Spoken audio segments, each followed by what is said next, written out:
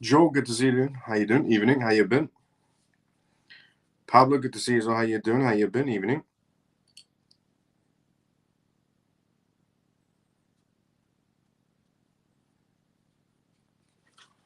JP, good to see you as well, brother. How you doing? Evening.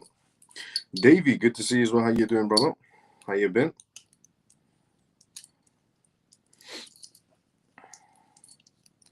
How's everyone's weekend?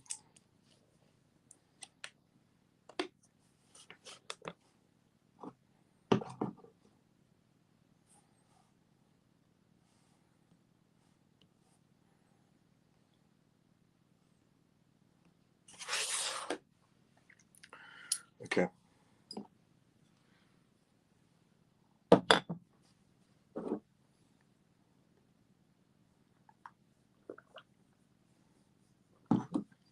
Hi, Miles of CMF. Hope everyone is well. Ronnie, good to see you as well, brother. How you doing? How you been?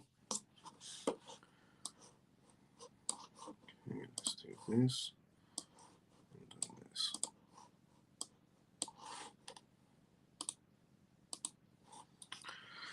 What's up, Miles? What's up, CMF? Good to see you as well. Kerry, how you been? How's things? Funky brother, good to see you as well. Good evening, brother, and the rest of this XRP community. Scary Funky brother, how you doing? How you been? Hello, Miles. Johnny, good to see you as well. How you doing? How you been? Hi, Miles of CMF. Dennis, good to see you as well. How you doing? How you been? How you, Miles? I'm doing great, Funky brother. How you been?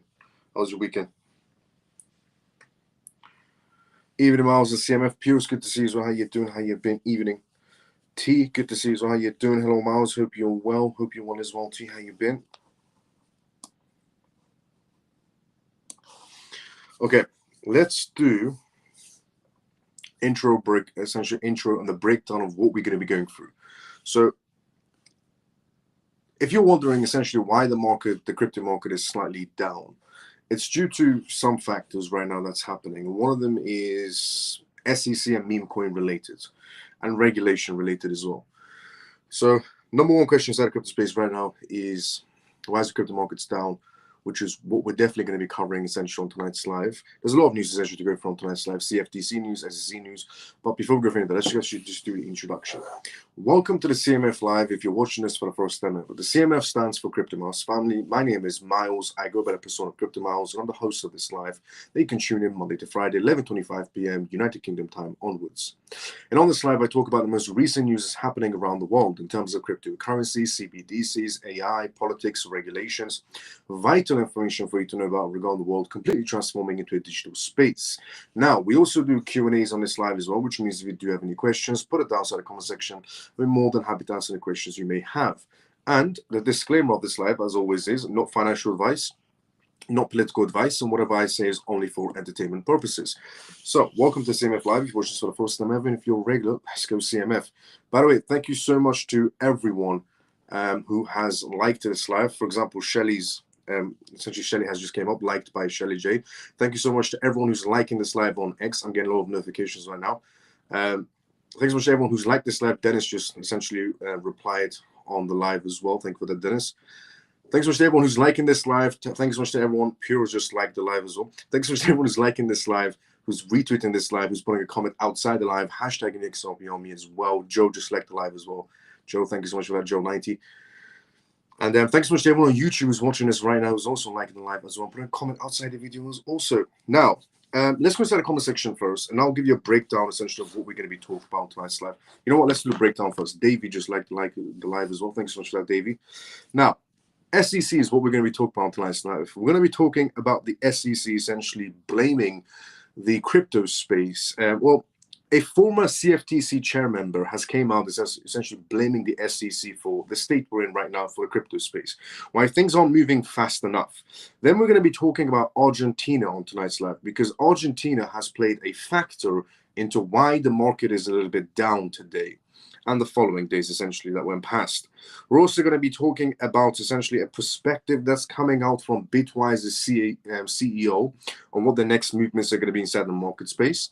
We got essentially an announcement coming out of Tether announcing a partnership with the government of Junin. Essentially, we've also got a perspective coming in from Charles, the founder of Cardano, to go through tonight's live regarding the market space and regarding what crypto projects can do a lot more better movements. We've also got essentially news to go through regarding China's CBDC movements, but also related to Australia in that sense, in terms of trade deals.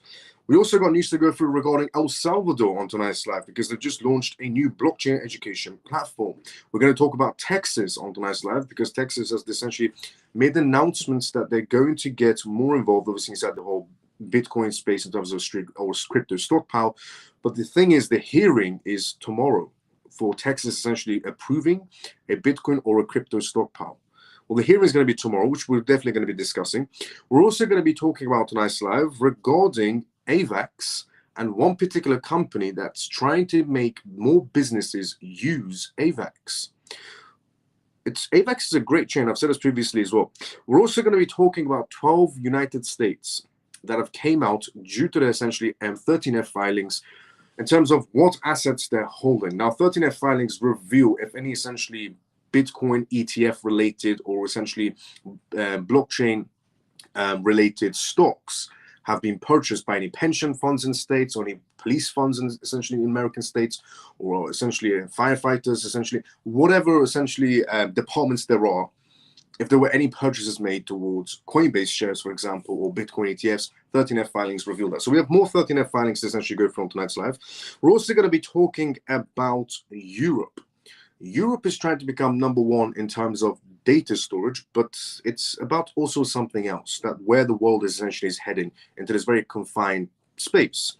We're also going to be talking about the European market space in terms of the ESMA, and we're going to be talking about another essentially exchange that came forward and decided to pledge for an XRP ETF to happen. We're also going to be talking about Elon Musk investigating into SEC. And could that have any sort of good implications in terms of Ripple's movements with the SEC? Because Elon Musk's Doge department is asking questions of asking advice from the public on what they should particularly investigate when it comes to the SEC. And I'm guessing the #1 thing everybody's going to say inside the crypto space is investigate the SEC for XRP, on why were they so vile towards XRP and Ripple, and what manipulative maneuvers they did or funded in terms of essentially, going against Ripple. I'm guessing a lot of people want to know the answers to that one. So, mixture of news to go through on tonight's live. But the first one we are going to be covering is related to the SEC, but a perspective coming in from the previous, a former CFTC chair member. But before we go through that, let's go inside the comment section first, and then we go straight into the SEC and CFTC news. And it's also relatable to why the market is down today and the past few days, why the market has been down. It's very relatable. But before we go through that, let's go inside the comment section first. So let's see where we were at inside the comment section. We were at here. I'm still trying to recover from this constant bleeding, mate. Sorry to hear that, Ronnie. Hope you get better, brother.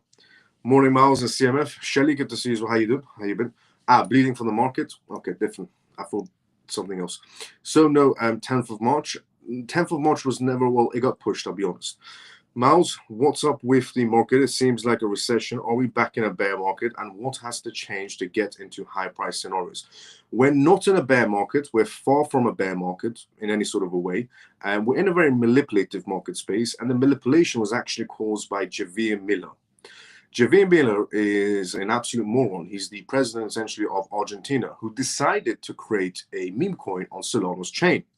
Now, the issue with meme coins is they're all rug pulls, even if they are made by presidents or prime ministers or politicians. Now, originally, meme coins were made as a joke, and then meme coins became celebrity coins, and then meme coins became athlete coins.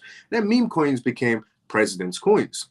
And then Javier jumped into the picture, where Javier Miller, the president of essentially Argentina, decided to create essentially the worst meme coin, first of all, and rug pull the entire thing, which decreases the credibility to the crypto space.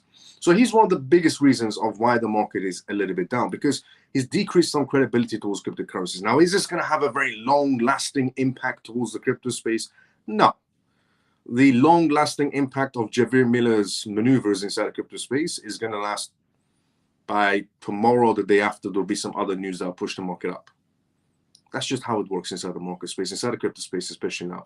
So if anybody's thinking we're in some sort of a bear market, far from it. We're not in a bear market. We're just in a very manipulative market space, which also comes back to essentially the first news we are going to be going through is also related to Javier. We're going to talk about Javier and his stupid movements inside the crypto space, but we're also going to talk about this, which is extremely relatable to the question essentially John Abramo has asked, which is, are we in a recession or a bear market? Or, what's happening to the crypto space and what can we do to essentially get back to high prices? So this is going to answer your question. Here it is. SEC is to blame for the meme coin surge. And it is. Now, this is a perspective that's coming in essentially from a former CFTC chair member. A former CFTC chair member has came out and decided to say this. The former Commodities Futures Trading Commission, CFTC, chair Chris, believes that the SEC contributed to the development of meme coins. Now, you might be thinking to yourself, well, how's that relatable now? Why is the market now, going down because of meme coins? Meme coins have been around for a long time. Well, bigger picture, which have increased essentially their dominance inside the cryptocurrency market space. Why is the SEC, going essentially suing every blockchain company, essentially was beneficial for the meme coin sector? Well, because the meme coin sector got away with everything, which made crypto look very bad. He attributed that this was due to the increased enforcements by the SEC of activities associated with utility and value, where the SEC only targeted, which, by the way, the SEC stands for protecting essentially investors from fraudulent behaviors or essentially illicit activities in the market space and so on. Insider trading is what the SEC is supposed to do, go against fraud. But instead, the SEC, Gary Gensler, decided to, for the longest time, which is the bigger picture, for the longest time decided to go after mainly blockchain projects with utility and value, which meant one particular category inside the crypto space pretty much got away with everything, which was the meme coin category. And the meme coin category doesn't add value to the crypto space. Well, it adds some sort of value. If the whales that scam people on meme coins decide to go for utility projects, then sure, it adds value to the crypto space. But there's a lot of people losing money on the meme coin sector. And you can also blame the investors and say, why would you invest into a coin called Zebra token, for example, or Camel token? Why would somebody buy that? That's not, the creator's fault of the meme coin. That's the buyer. Why did he buy Zebra token as a grown-ass adult? Well, because people presume meme coins as lottery tickets and thinking, it's just going to work out when you buy a meme coin. And in reality, you just get dumped on by a massive whale that uses those profits to buy legitimate projects, which you could have brought in, day one. But the bigger picture. So the reason why the market is hurting right now is one of them is because the SEC never laid in the foundation of cryptocurrencies, which is regulations. Now, yes, Trump has signed an executive order, which is amazing. Absolutely incredible. They signed a while ago. We also do have a pro-SEC, a pro-CFTC, pro-CFPB, pro-OCC, pro-FDIC. They're all pro-crypto now. They offer, crypto task force. We have essentially New York creating their own crypto task force. So a lot of things are happening in terms of a positive crypto space.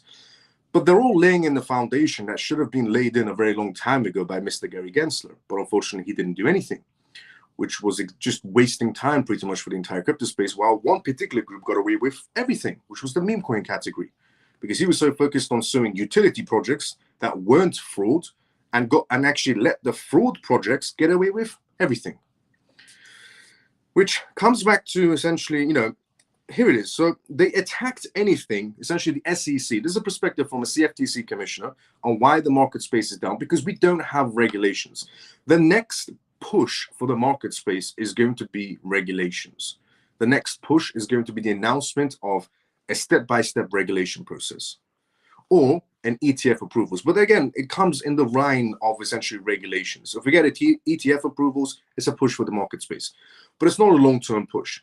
If we get regulations, that's lifetime push for the crypto space. Because if we get an ETF approval, sure, the market is excited and happy for about a week or two, or even a month. But after a month, there's nothing else keeping that momentum up.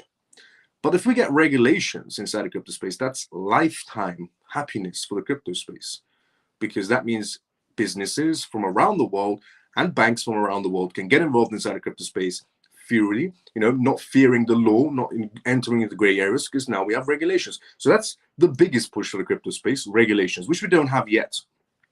which is why every time Bitcoin decides to go sideways, the rest of the market will follow Bitcoin's footsteps because we don't have regulations. The more time Gary Gensler wasted going against essentially utility projects and let the fraud projects get away with everything, damaged the crypto space for the long-term purpose. But now, obviously, we're trying to restore, bring some regulations in.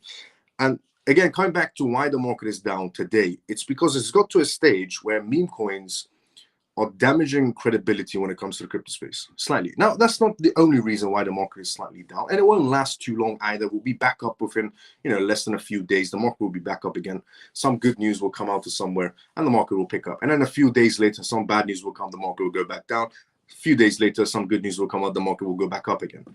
So it's just a momentum of up and down, up and down, up and down until regulations drop, which will just be straight up. Now, so continuing essentially what the CFTC commissioner said, he said the SEC, they attacked anything with value associated with it. They created a landscape where meme coins, effectively worthless, were the only thing you could do, where the SEC wasn't going against any meme coins, but instead they were going against utility projects, which means everybody would just lose money inside the crypto space and blame the crypto space, where the SEC was just doing two birds, one stone, stopping innovation by going after utility projects and letting the fraud section of cryptocurrencies get away with everything, which just makes crypto look even worse, where innovation isn't growing inside the US and meme coins are getting away with fraud and people losing money and blaming the crypto space. It was two birds, one stone for Gary Gensler of damaging the crypto space from every angle. So, for example, the former CEO of Binance, CZ, has attributed to the growth of meme coins as well to the actions of SEC. CZ made this assertion that essentially that the regulatory lawsuits against utility tokens led the sector towards meme coins. Even CZ came out in the past and said the only reason Binance is accepting all these meme coins to list is because we can't list utility projects. Because if we do, we get essentially sued for some sort of random behavior of fraudulent behaviors, essentially putting XRP on the list, we'll call them securities, or putting Solana, they'll call them securities, or essentially whatever. But if Binance decided to list Camel token, it was perfectly fine. It was perfectly fine. The SEC didn't care. But if Binance listed XRP or essentially any sort of utility project, it was a big red flag for the SEC, which made Binance go towards essentially crypto projects in terms of the Zoo token section, which is the meme coins. Now, while some industry players argue that the SEC determines the market, the SEC commissioner, Hester Pierce, suggested that the SEC isn't tasked with regulating meme coins, which is it's difficult to regulate meme coins. Yes, you can kick meme coins out of exchanges, but they'll still sprout outside the essentially centralized exchanges into the DeFi space. She also said that it might essentially fall under the CFTC or require more legislations from Congress. However, unlike Bitcoin and Ethereum, among others, most meme coins are useless and do not have any intrinsic value, which is all facts. This isn't in contrast to the approach of the SEC under its former chairman Gary Gensler, who claimed almost all digital assets or securities except for Bitcoin. Following Gary Gensler's resignation, acting chairman Mark, essentially of the SEC, a crypto task force that would lead by Hester Pierce, which is very pro-crypto now. So right now, obviously being very pro-crypto. Now, here's the thing. A survey by CoinWire showed that 76% of crypto influencers on X promote meme coins, which devalues the crypto space. But it makes it even much more worse. 76% of crypto influencers on X are not just promoting meme coins, they're promoting dead meme coins that have went skyrocketing up, rug pulled, hit the ground, and crypto influencers are promoting these on X. 76%. And it has been found that about 80% of the meme coins recommended by influencers, 80% of meme coins recommended by crypto influencers have declined by 70% in 1 week. So why, again, is this relatable? Why is this SEC commissioner, essentially CFTC chairman coming out, Chris, now talking about how the SEC is the reason why we're having this bad movement inside the market space from their previous maneuvers? And, why is this relatable to why the market is down now? Because of what the SEC did in the past, we're feeling the repercussions now, because the new SEC is obviously trying to lay the foundation. So is the CFTC, so is the CFPB, so is the OCC, so is the FDIC. They're all trying to lay the foundation right now for the crypto space. But here it is, Argentina. Argentina's crypto scandal exposes the dark side of meme coins. So this is one of the reasons why the market is down, because the credibility got damaged inside the crypto space when a president of a country created a crypto token, a meme coin, and then dumped on everyone. That's not the worst part. The worst part is the people around the president are promoting that meme coin. Even though it's hit the ground, but people are still promoting it for other people to buy. And these are people around the president. So here it is. Argentina's president, Javier Milei, faces serious allegations amidst a growing crisis inside of crypto investments. This is a grown-ass man who's a leader of a country who decided to rug pull not just his country, but everybody else around the world who purchased this meme coin. Investors must learn from recent events and put an end on the ridiculous trends in meme coins, as the situation has potentially to escalate even further when presidents are essentially rug pulling on the retail section. Countless tokens are created with no utility and a lifespan of only a few hours when it comes to some meme coins. That's being generous. Some meme coins last no longer than 5 minutes. Everyone recognizes how foolish this seems, yet traders buy and sell them all the time, often profiting within minutes. Their sole aim is to sell their tokens to a few buyers for a profit of 30% or 150% shortly after the purchase. If luck favors them, they find a buyer at a higher price. Otherwise, they learn too late they were the prey. In other words, they got dumped on. Despite millions of tokens minted, only 800 to 1,000 notable assets exist in centralized crypto exchanges, including meme coins. Some meme coin projects are community-based and driven and genuinely strive to deliver products. It's true. For example, Shiba Inu started as a meme coin, started as a joke, biggest token supply on the planet, but now there are obviously more meme coins with a bigger token supply than Shiba Inu. But see, Shiba Inu was the first meme coin that had a humongous token supply that nobody's ever seen before. It was the first quadrillion or trillion token supply, essentially meme coin out there when it first originated from. But now Shiba Inu became some sort of a, crypto community. They even signed a contract with the government, essentially a government of the UAE, for some oil, essentially Web3 business deals, which is incredible for Shiba Inu to be able to do this. So there are some meme coins that eventually shifted over to utility. But about the rest of them, about 99.99999% of them, lifespan 5 minutes. And they add zero value to the crypto space, except the whales that dump on people and start buying legitimate crypto projects. And they essentially discourage investors from entering the crypto space and devalue the space in general. So it makes it look like the Wild West, where presidents of an entire country will dump on the entire world. So, this essentially indicates that, as previously mentioned, there are only hundreds, not millions, of serious projects. Investors need to end this cycle where they enter with the intention of hurting but becoming victims, leading essentially to nearly $15 billion in hot money withdrawn from exchanges due to scams. The ongoing liquidity issue is partly due to the situation.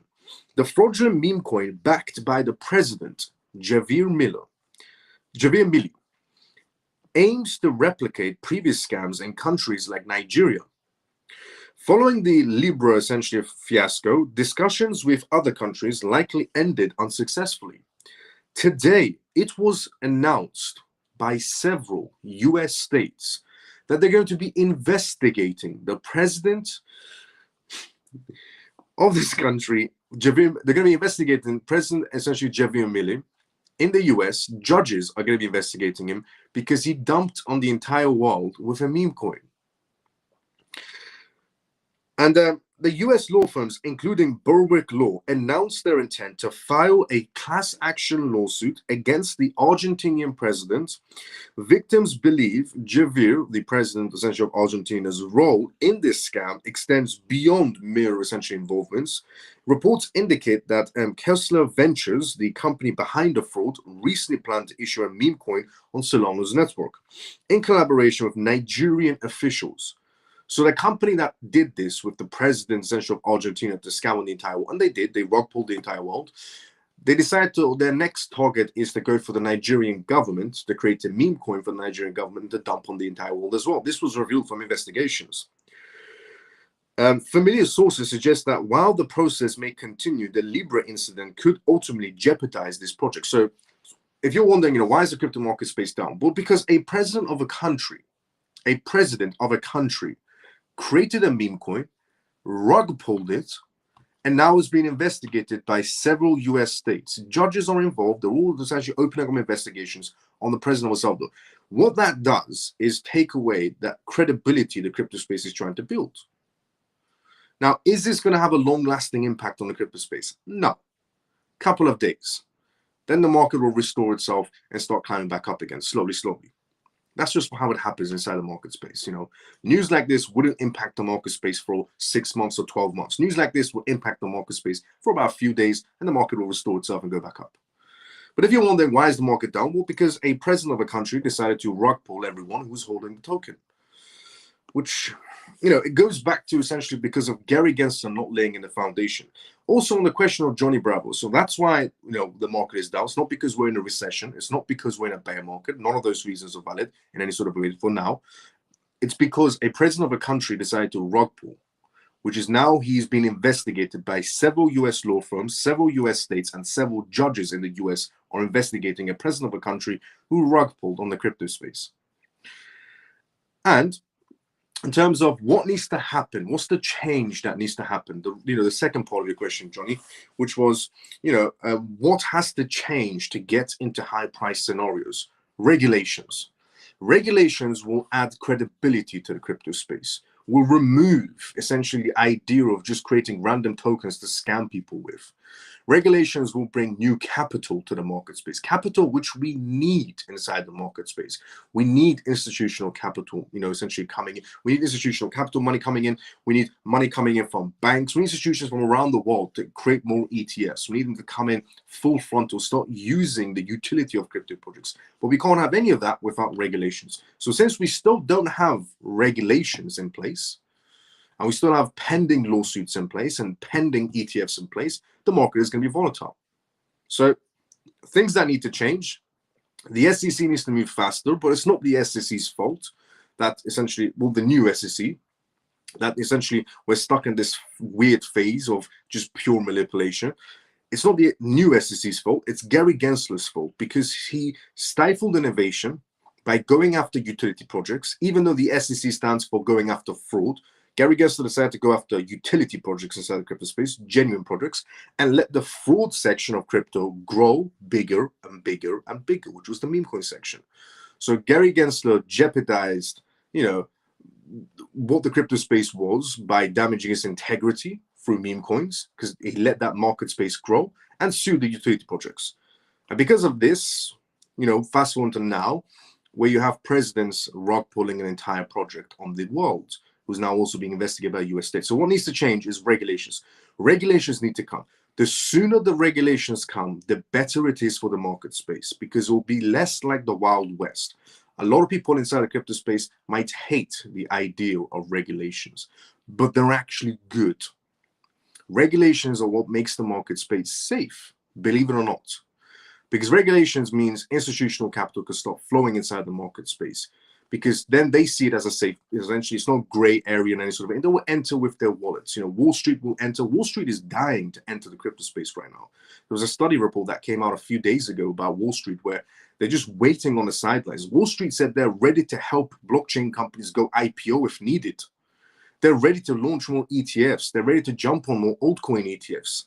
Apparently, they're tired of just looking at Bitcoin and Ethereum ETFs. They want more diversity to their portfolios.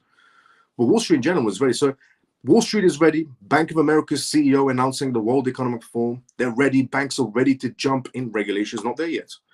But again, the reason why we're essentially being impacted by scenarios like this is because Gary Gensler was very slow. He didn't lay in the foundation. So now The SEC has to lay the foundation of the crypto space.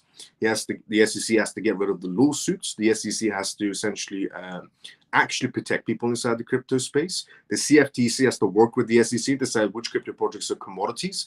The FDIC has to stop stifling banks from joining the crypto space. The OCC has to stop stifling banks from joining the crypto space, which they have done. They're laying in the foundation as well. But in general, regulations.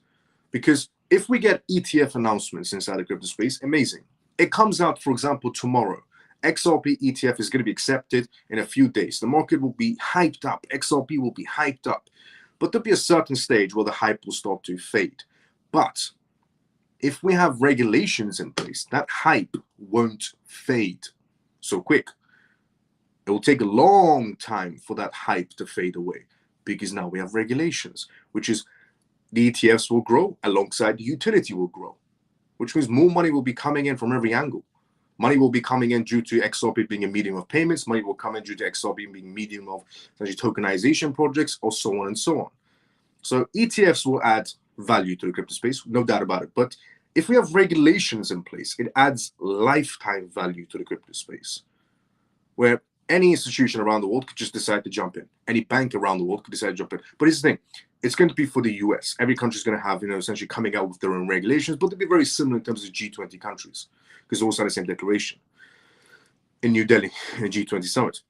And then the bank governors a month later, Marrakesh, to sign on the contract. But anyway, spend that to one side. So regulations is what we need. The big push for the crypto space now is regulations. And we're getting there. We have an executive order. We have all the government essential bodies, CFTC, SEC, also CFTC and SEC coming together to work after a decade is incredible. The last time the SEC and CFTC came together was a decade ago. But they come together now again to speed things up for the crypto space. So a lot of things is happening, but they're laying in the foundation. So while the SEC, CFTC, CFPB, OCC, FDIC are laying in the foundation for the crypto space, trying to get things along, we have a president on the other side of the world, in Latin American country, that decides to rug pull on the crypto space, which, devalues that sector of the crypto space with the credibility part and so on. It makes the crypto space look like a disgrace. Once again, meme coins have damaged the reputation of the crypto space. Who figured, who saw that one coming? But, by the way, that was sarcastic, if you're wondering. Everyone saw that one coming. Meme coins disgracing the crypto space once again. The amount of rug pulls that happen on a daily basis, you'll pretty much lose count of. But a president doing it just shows how, essentially vulnerable the crypto space is, where a president of a country decides to rug pull on everyone. That just shows how vulnerable the crypto space is and how volatile the crypto space is. That a president decides to rug pull an entire, everyone that's holding a token. It could be his own citizens, or it could be citizens from different jurisdictions around the world. It just shows how vulnerable the crypto space is, or how volatile the crypto space is. And that's bad. Very bad. But you also have essentially, some other situations happening around the world where gold is starting to, climb up a bit. Where you also have, adding on top of this, you also have essentially some other situations where pairs in terms of fiat or essentially Forex is going up. So that's happening as well. There are those impacts as well. And the job market impacts and so on. All the CC essentially data reports as well. All those are in place though. No doubt about it. But this one, it shows where the crypto space hurts the most, which is anybody can create a meme coin and then dump in the entire market space, including a president of a country who's now being investigated by several US states, several US judges, and several US law firms. It shows where to poke inside the crypto space to make it crumble, which is create a meme coin, rug pull as a president of a country. And that's bad. It's very bad. But again, is this a long-lasting effect? No. A few days, the market will be back up again. Some good news will come out of somewhere. It'll be the SEC acknowledges another XRP ETF, or the SEC acknowledges another essential ETF, or something on those lines. The regulation part, obviously, we're going to expect that within the first 100 days. That will be the bigger booster for the crypto space, without a doubt. But if you're wondering, what's happening inside the crypto space, and why is the market down? Why is this happening? So, are we in a recession, which was Johnny Bravo's question? Are we in a bear market? No. We're just in a very manipulated market space still, because we don't have regulations. And since we don't have regulations, if Bitcoin becomes volatile, the rest of the crypto market space becomes volatile as well. They crumble because we don't have regulations. If we have regulations in place, we have utility in place. If we have utility in place, then the Bitcoin price factor wouldn't play as much as a major effect on the rest of the crypto space, depending on crypto projects that have utility. Essentially, if you don't have utility, then you still be affected by Bitcoin's price point. But if you have utility on the regulations, you're good to go. So that's the reasonings of why the market space was slightly, not doing well for itself. It's not because of a recession, although every country does have some economic bubble crisis situation going on. The US has one, China has massive real estate issue, France has a massive real estate issue, Germany has a massive automotive industry, the UK has at zero growth, but somehow the British pound is doing well for itself. It's a miracle on that one. And there's a lot of other countries that have massive economic bubble crisis situations going on in terms of that as well. So yes, we do have, essentially economic bubble crisis situations happening, no doubt about it, but we're not in a recession and we're not in a bear market. We're just in a stage where a man can, a president of a country can create a crypto project in a rug pull. It just shows where to poke like a house of cards and make the crypto space just shiver a little bit. That's what the issue is. But what could fix that? Regulations. The faster we get regulations, the faster morons like Javier, the president essentially of Argentina, will decide not to rug pull on everyone. So that's what we need, regulations, because ETFs will push the market space up to a certain extent. Dropping cases will push the market space up to a certain extent. But if we have regulations in place, that's lifetime progress. And the rest of the world will follow America's footsteps. So if America comes out with regulations, every other country around the world will follow America's footsteps. It's even been announced. South Korea said, we're just waiting to see what Trump's next movement is inside the crypto space. Hong Kong said the exact same thing. They're waiting to see what the next movement is. Dubai is waiting for America's next footsteps.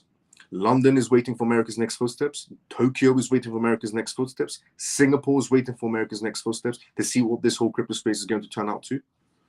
So whatever America does, whatever law America passes, we can have similar laws in different countries, which means other businesses and other major institutions and banks can also get involved and start doing some, worldwide trades happening, domestic, international, and so on.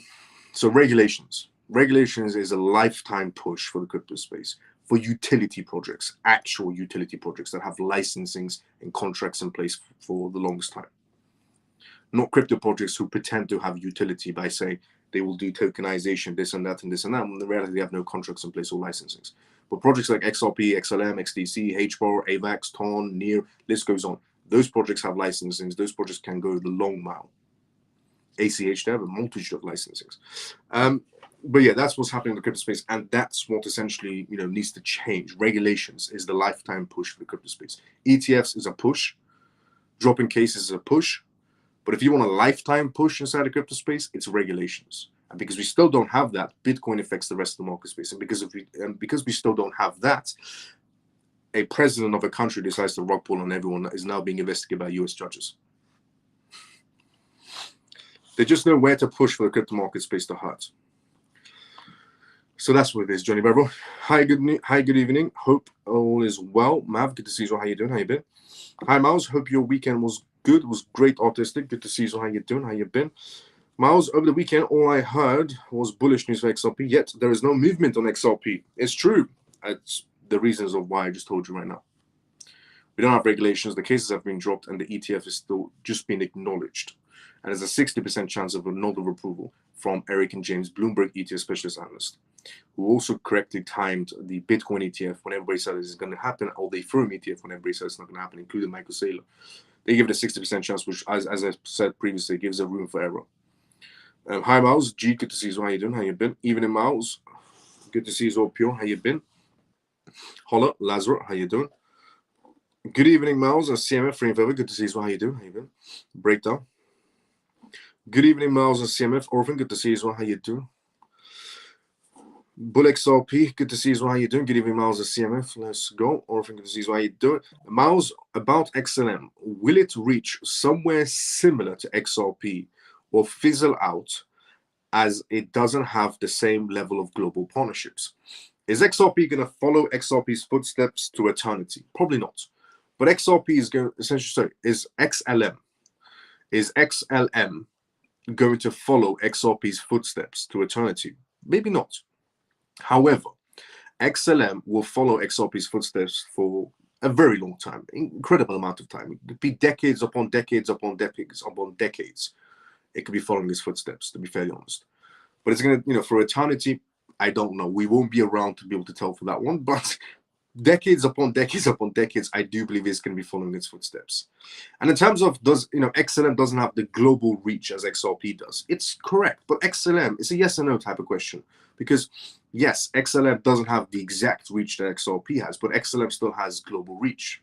Without a doubt, XLM has global reach.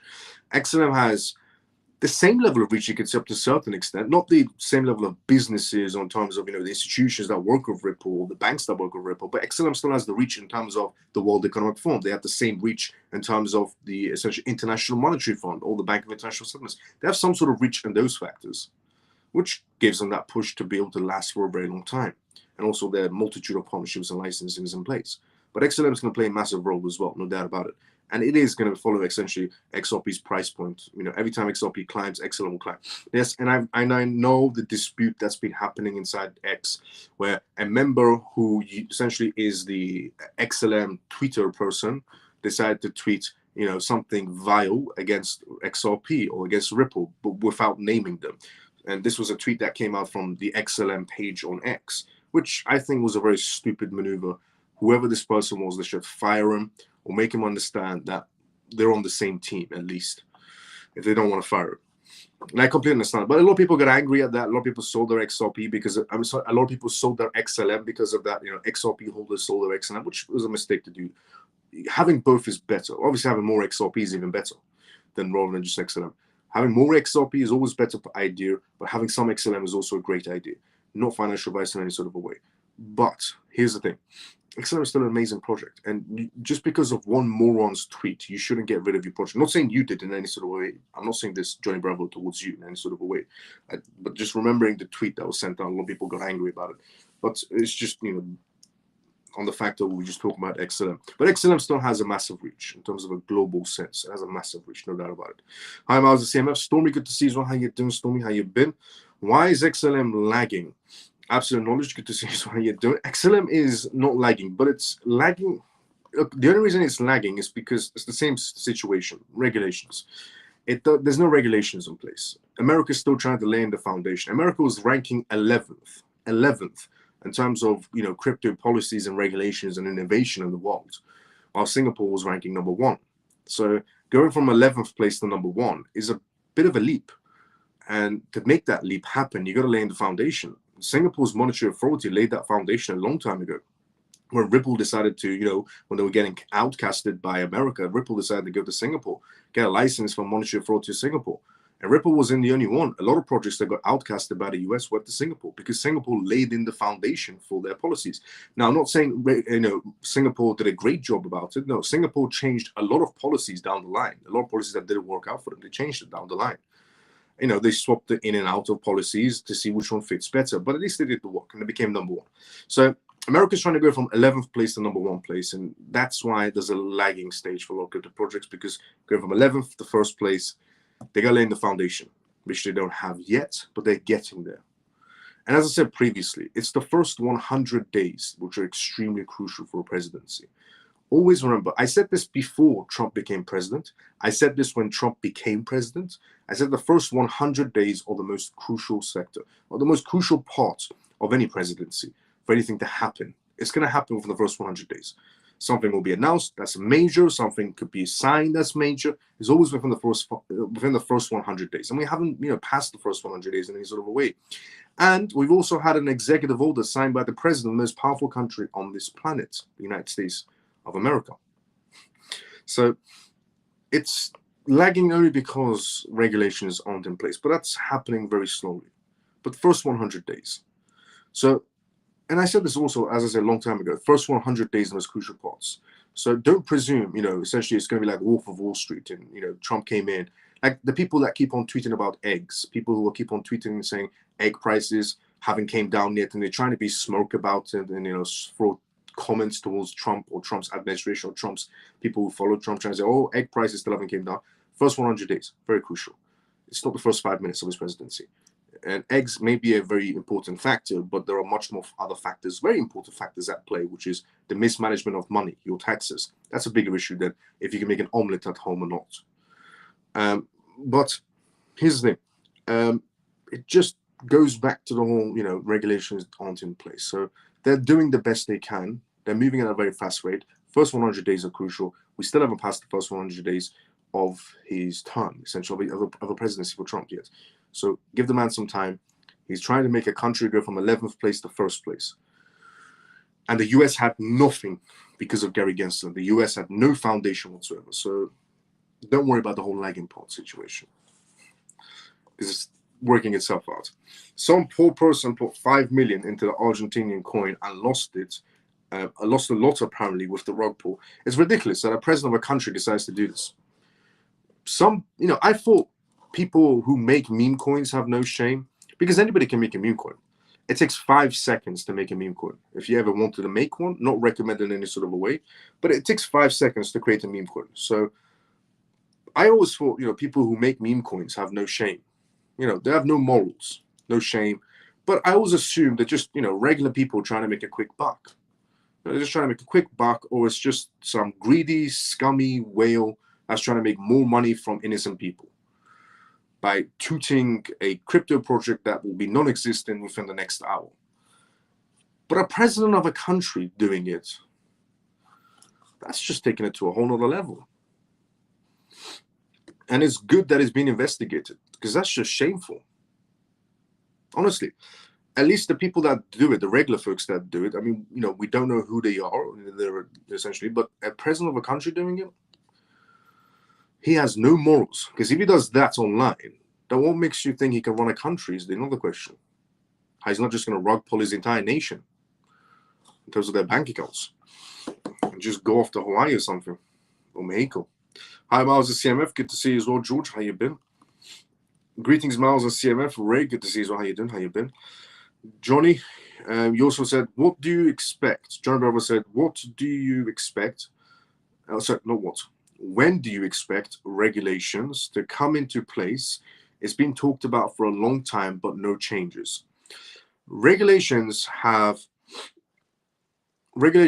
essentially, look, the easiest way to say this, regulations are going to come within the first 100 days. They should be coming in for the first 100 days. But it just goes back to the whole foundation. We don't have a foundation that they're trying to lay in now.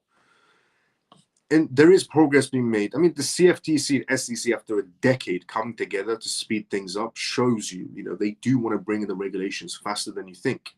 But you got to remember, the person that, made most of this damage happen was Gary Gensler. He did nothing for the crypto space. We didn't even have a single law for the crypto space. Gary Gensler wanted to use laws that were back in the 1980s when blockchain didn't exist. Well, they did in terms of e-money 1 and e-money 2, but that wasn't essentially in the regulation process that Gary Gensler wanted to use.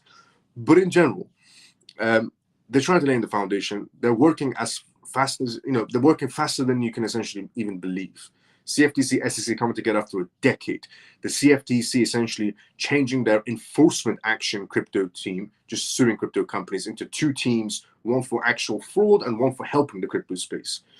They're dismantling their teams. The SEC removed 50 lawyers because they decided they're not going to be suing the crypto space anymore. They don't need that many lawyers working for the SEC. So they're firing people. They're readjusting people. They're readjusting their teams. They're dismantling their teams. They're getting rid of commissioners. They're getting rid of essentially chairmen. They're doing a lot. It's just it can't be seen because everybody wants to see price movements. But you got to realize America's coming from step 0, trying to make it to number 1. So obviously they're going to lay in everything. They're going to make all the changes happen, dismantle a lot of enforcement teams, lay that foundation in, and then bring out the regulations, and then we'll see the movement happen. But that's also the first 100 days. We should be seeing something happening within the first 100 days. But, straight away, after Trump's presidency, 4 days later, we had an executive order for crypto to become the capital of America. That's amazing. Sure, the market didn't react for a lifetime movement. It's only because we don't have regulations. But that was the first green light needed for the CFPB, for the FDIC, for the OCC, for the CFTC, and the SEC to go, okay, now we need to start.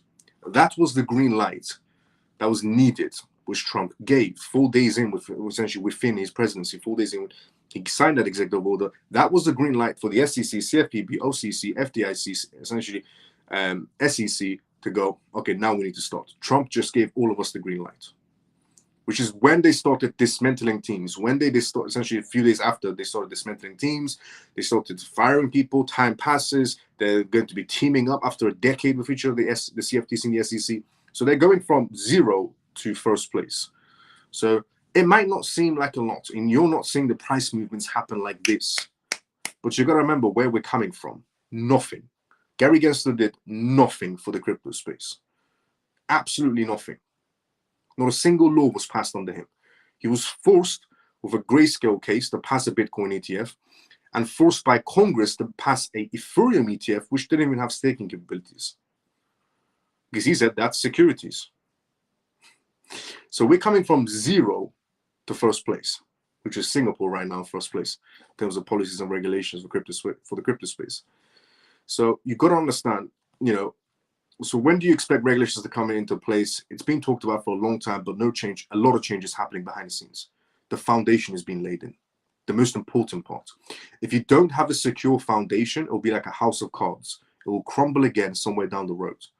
But America's trying to fix the foundation before they build on it, so it doesn't crumble somewhere down the road.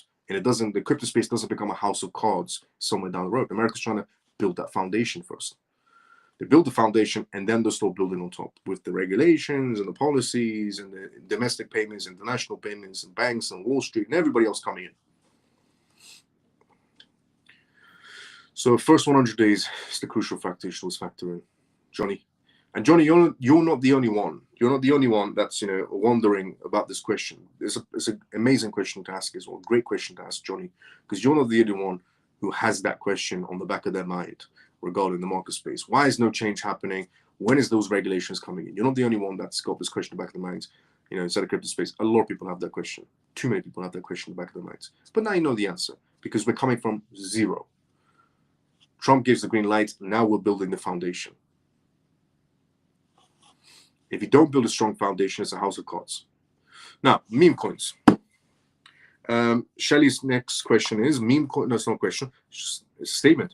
Meme coins are ruining the space. Facts, they are. A new one coming out every 5 seconds is making the space appear unprofessional and essentially substandard. It's damaging. I agree 100%, Shelly. 1,000,000% I agree. It's definitely is. It's ruining the crypto space bit by bit.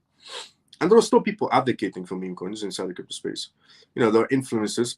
According to the study test I read out as well, on X especially, 70%, according to a study test that was done, 70%, 70% of influencers, crypto influencers, are still promoting dead meme coins. Dead meme coins. Not meme coins that just came out, just dead meme coins. Meme coins that have crashed to 0, and they're still promoting it to make people buy it so they can bring it back up and dump on them again. A long time ago, there was a crypto project, a meme coin project, by a name of the act it was going to do. So there was a particular time inside the crypto space where the SEC didn't focus at all on meme coins, at all, 0, like they ever did anyways.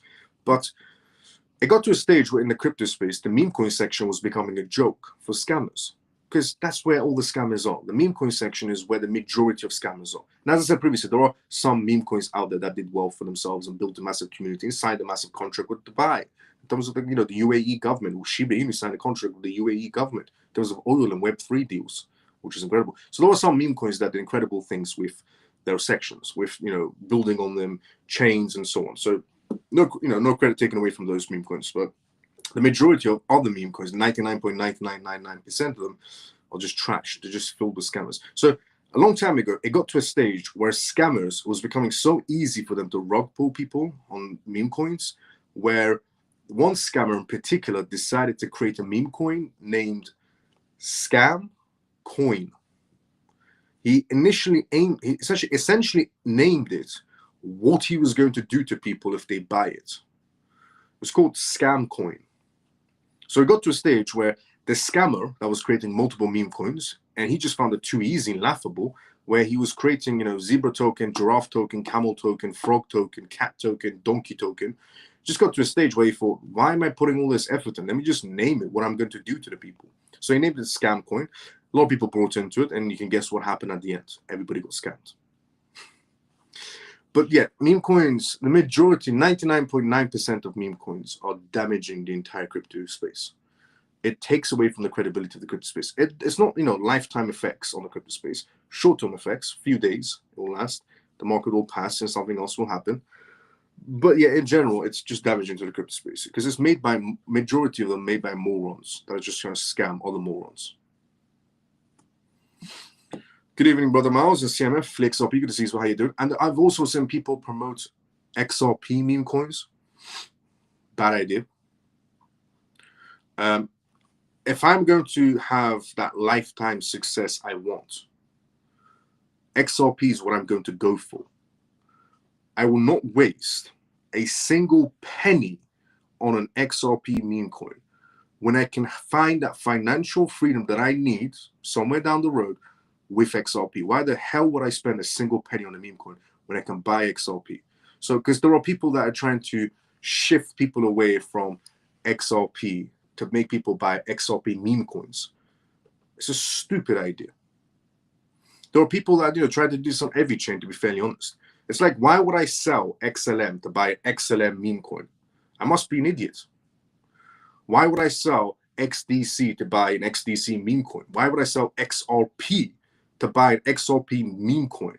So don't be drafted into these moronic ideologies. If you are watching this, don't be drafted into these moronic ideologies. Because there's a lot of people promoting out there. Crypto influencers have no shame. Honestly, about 99.9% of crypto influencers have no shame whatsoever. Where they're promoting and telling people, buy this new XRP meme coin. Instead, they should be saying, look into XRP, not look into XRP memes and waste your money.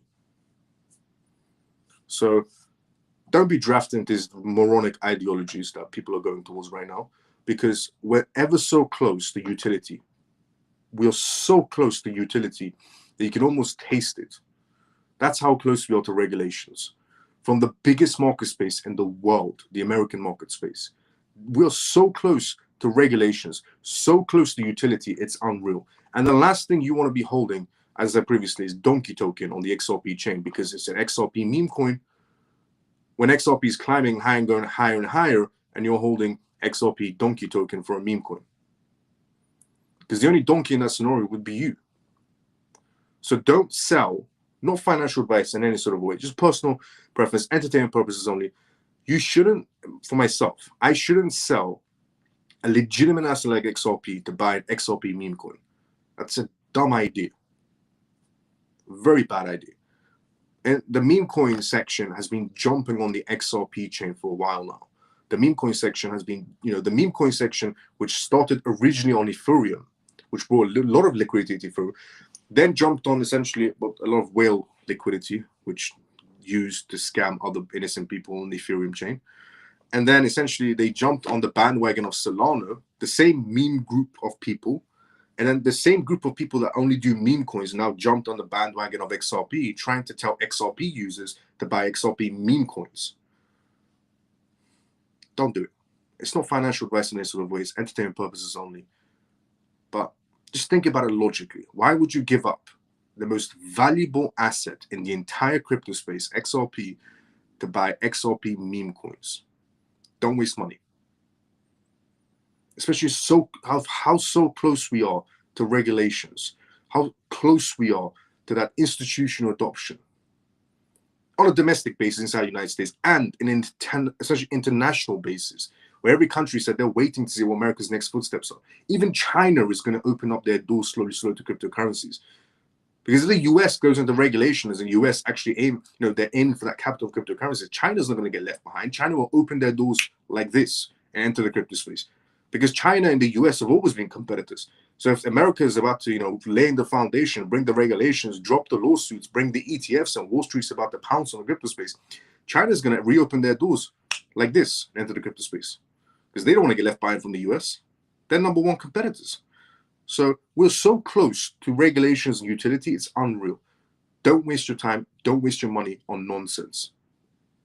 Don't lose focus is what I'm trying to say. Don't lose focus. Don't get trapped into this moronic ideology that's happening where 99% of crypto influencers who have no shame are promoting these trash projects on the XRP chain, when you could be going for XRP. And they're trying to divert people's attentions from XRP to an XRP meme coin, which is utter trash. Don't lose focus. You stuck out so far inside the XRP space. You stuck out from all the noise, everything else. And you've made it so far inside the XRP space that you're just about to be crossing the finish line. Don't lose focus by going for utter trash. Go for XRP. Don't go for XRP meme coins. Not financial advice. Entertainment purposes only. Hi, Miles and family. Alex, good to see you. How you doing? How you been? Thank you, brother. Miles, you have been against meme coins from day one. Wish everyone was listening to you and the SEC sued anyone creating meme coins. Facts. But do you know why the SEC never essentially sued meme coins? 2 reasons. The SEC never sued meme coins. 1, the SEC wanted to stifle crypto. If they went after the meme coin section inside the crypto space, the SEC, if Gary Gensler went against meme coins day one, then he wouldn't be stifling crypto. Gary Gensler wanted to stifle crypto, so he went for legitimate projects, which would then let one particular market space, one particular group of crypto assets thrive, which were the meme coins, because he didn't touch any of them. Instead, went for legitimate crypto projects like Ripple and so on. And so he let one particular market space grow massively, meme coins, which damages the crypto space even more, damages the name and the reputation of cryptocurrency. Gary Gensler did a lot of damage, even unintentionally. Gary Gensler did a lot of damage. Intentionally did a lot of damage by stifling innovation, but unintentionally he also did a lot of damage by letting one particular group of assets grow, which are the meme coins, while focusing on legitimate assets. The second reason why Gary Gensler didn't go for meme coins to sue them, because who's he going to sue? You see, the SEC isn't created, well, when Gary Gensler was controlling it, so previous SEC, the SEC wasn't created to secure people's funds or to stop fraudulent behavior or insider trading. Because if that's the SEC's job, why has Nancy Pelosi got hundreds of millions of dollars? Why has Elizabeth Warren got hundreds of millions of dollars on their measly wages? So if the SEC's job is actually for going after insider trading and stopping fraudulent behavior, and it's the CFTC's job, what the hell is happening over there then? Why are all these politicians with $200,000 wages making $200 million? So that's not the SEC's job. The SEC's job isn't to stop fraudulent behavior. It isn't to stop essentially insider information. Depends on who the client is. The SEC's job is to make money. Now, if the SEC decided to sue, for example, Camel token in the meme coin section or Frog token inside the meme coin section, who's the SEC going to make money from? First of all, who they're going to sue? Where's the Wells notice going to be sent to? So there's 2 reasons why the SEC didn't go for the meme coin section. 1, they let it thrive because it damages the reputation of cryptocurrencies even more in the eyes of everyone. And 2, who they're going to sue to make money from? They can't sue, honestly, they can't sue Camel token, Frog token, Donkey token. Where's the Wells notice going to be sent to? So they can't make money from it. So why sue a market space they can't make money from? Instead, they'll sue a company like Ripple, which they can squeeze some money out of. They'll sue Coinbase, they can squeeze money out of. They'll sue, essentially Binance, they'll squeeze money out of. The SEC is a business. It's not there for protection of clients. Sure, in some cases, they might do some protection work to make it look legitimate. But if they're actually there for fraudulent behavior, insider trading with the CFTC and so on, if they're actually there to do all these things, why are there politicians with $200 million portfolios on a $100,000, $200,000 wage? Because they're not there for protection. Why is the SEC not going after fraudulent projects inside the crypto space? Because who are they going to sue? Where's the Wells notice going to be sent to? So there's 2 reasons why the SEC didn't stop the meme coin section. 1, they couldn't sue them, so who are they going to make money from? And 2, unintentionally, they will damage the crypto space even more by going for legitimate crypto projects, stifling the legitimate sector of the crypto sector, and then letting the unlegitimate part of the crypto space grow even bigger, which damaged the crypto space in the long term, which now you have a president of a country rug pulling everyone. So even when Gary Gensler has left, his effects are still there. But once the regulations drop, his effects will go away. So there's 2 reasons why the SEC didn't do it. Because they can't sue, there's no way of them suing it, so they can't make money. If the SEC can't make money from lawsuits, then they're not going to bother with it at all. If the SEC can't make money from lawsuits, they're not going to bother with it. If the CFTC can't make money from lawsuits, they're not going to bother with it. The best they could do is say Binance, Coinbase, Kraken.com, Crypto.com, you're not allowed to list meme coins. That's the best thing they could do. But then meme coins will still thrive, probably on the DeFi sector. There'll be some more ones that are still buying it and getting rug pulled. So that's the best they could do. Just say Binance, Coinbase, Crypto.com, whatever, this and this and this exchange, you're not allowed to list meme coins. That's it. That's all they can do. But they'll never do that either, because what's the point of that? They could just go to the DeFi section. So they can't make money from it. They just let it grow, so it damages the crypto space even more in the long term. It's a business. The SEC is a business. The SEC isn't there for fraudulent activities or inside information. It's a business. They're there to make money. If they can't make money, how are they going to pay their staff members? Because if they keep on squeezing money out of US taxpayers' money, if they keep on squeezing money out of the US taxpayers, and they're bringing no results, the department will be non-existent. So they have to, squeeze some money out of somewhere. They can't just keep on squeezing out of taxpayers. They're going to show that they're actually doing something, even though it's all wrong behavior. Do you think Elon will eventually look into Gary Gensler? Yes, because now he's looking for the SEC. Now he's looking into the SEC. Doge's department, the Department of Government Efficiency, is now looking into the SEC, which is incredible. Absolutely incredible that they're looking into it. And Gary Gensler is probably going to be number one. The Doge Department of Government Agency from Elon Musk tweeted out saying, we want public advice on what we should be looking in particular for inside the SEC. I guarantee you, probably 90% of all the public messages going to be sent to the Doge Department for Elon Musk is going to be, look into Gary Gensler, look into Gary Gensler, look into the Ripple case, look into the Ripple case, look into the XRP case. 100%. And then some other cases as well. But the majority is going to be looking into that case. So he has to look into Gary Gensler. Unless Gary Gensler sealed the majority of his documents in some sort of weird legal way where it can't be, opened. If he did that.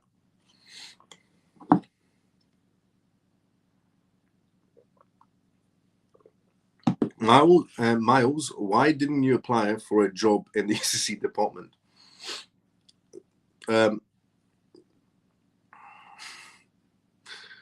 Because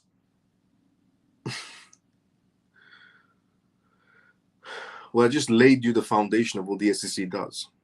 So if I join the SEC, for example, the SEC is a business, which means I would have to bring money and income for the SEC, which means I would have to do what Gary Gensler did up to a certain extent, which is something that I will never do. The SEC can behave. The SEC can behave themselves.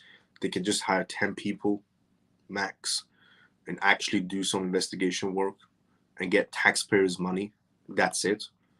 Not, suing Binance for $4 billion, for example. But yeah, if I did it, I'll do it the honest way. If I was inside the SEC, I'll do it the honest way. But I'll get rid of about 99% of the staff, because we're not in the business of enforcement actions that much anymore. We're in the business of investigations.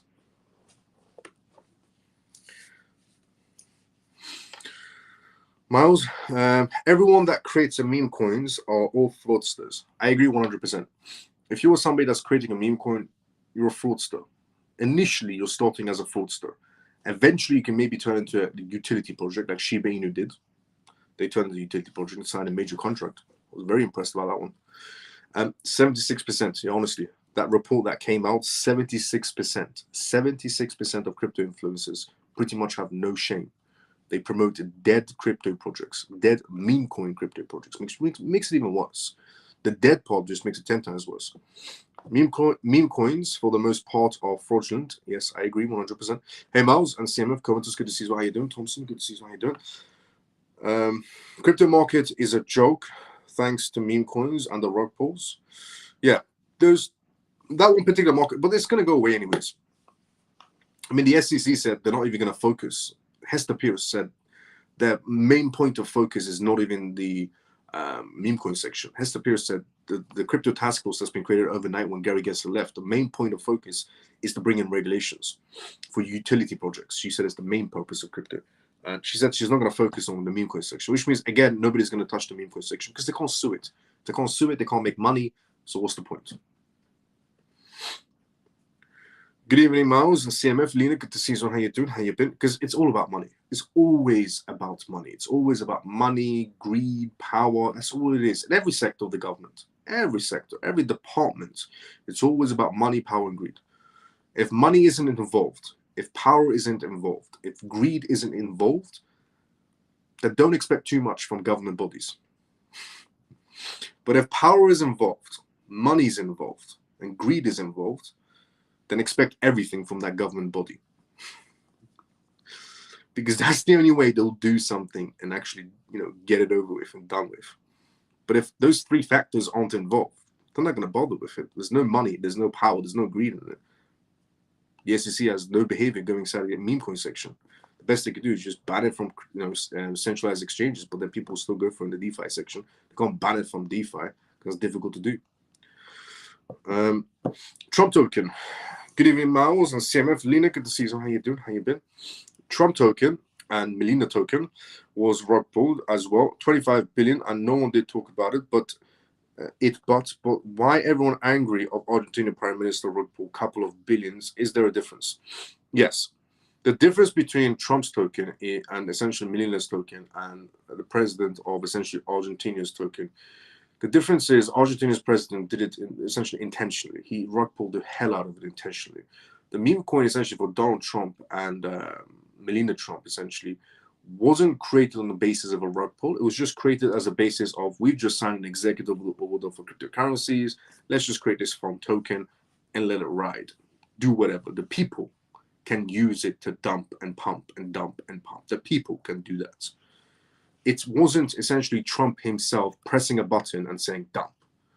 It was the people that were buying into that meme coin just for bands, dumping on other people and buying it, which again isn't right in any sort of a way.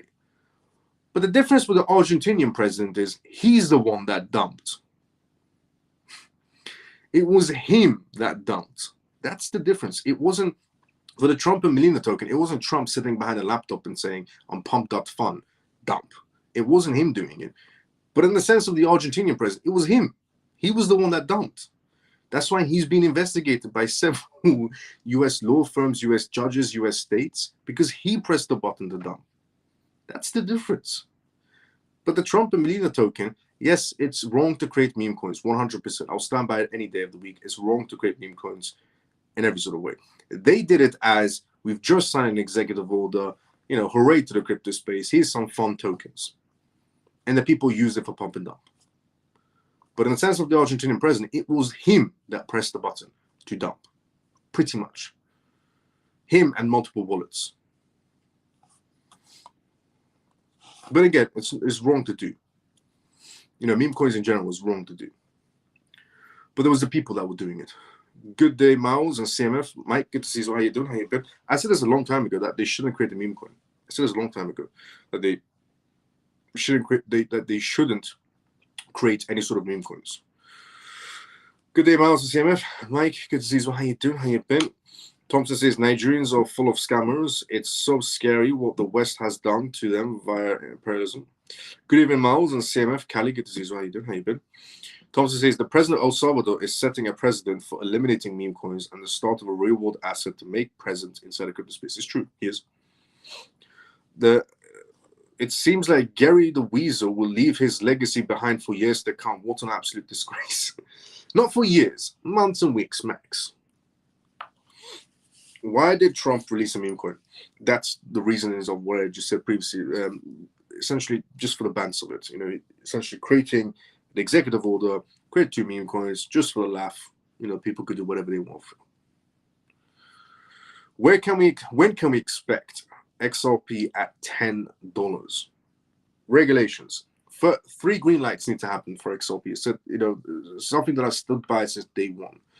I said XRP needs to have step one, the case needs to get dismissed or settled, which is the first green light. 2, XRP needs to have regulations in place for it to be used properly. Due to the client base Ripple's trying to reach, with XRP being a medium of payments or medium of transfer and so on, it's mostly institutions and banks which need regulations in place.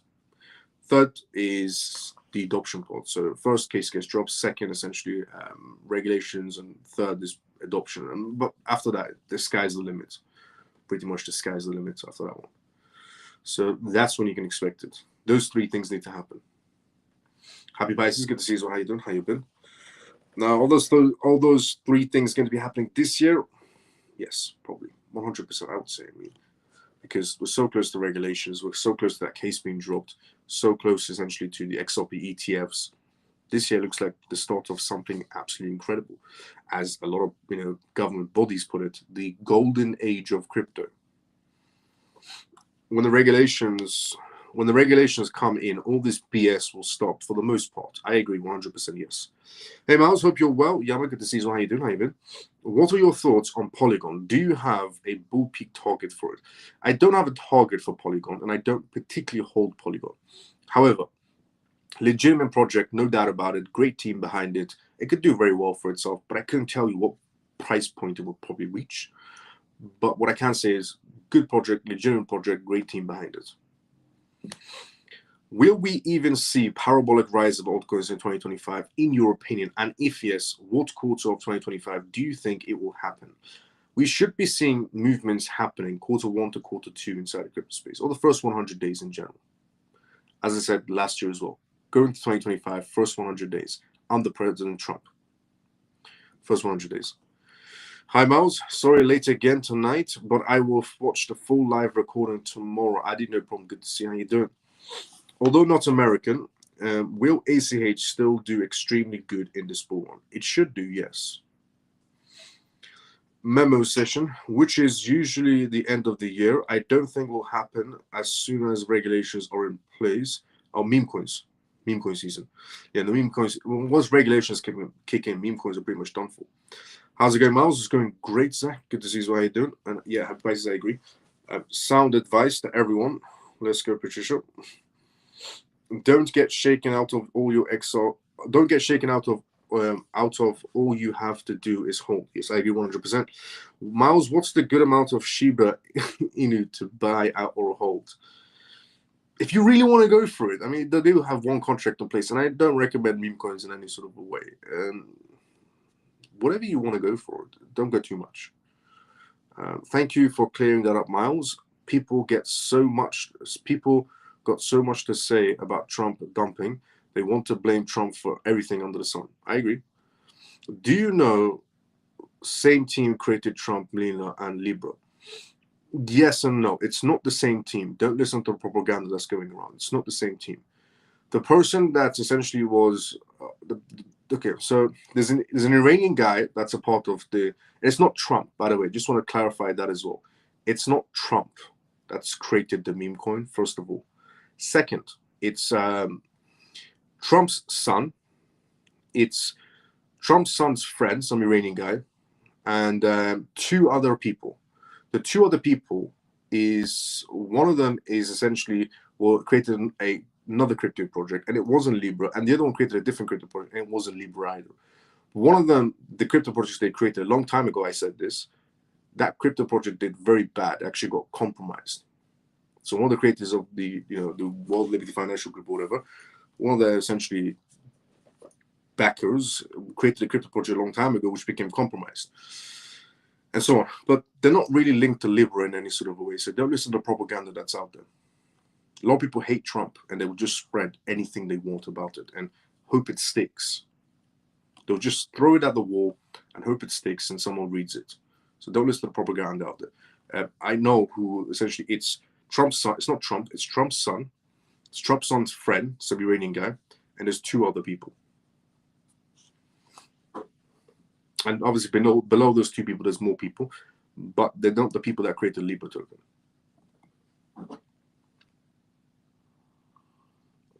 They maybe had parts in the Libra token, but they weren't the creators of Libra token. So don't listen to propaganda out there.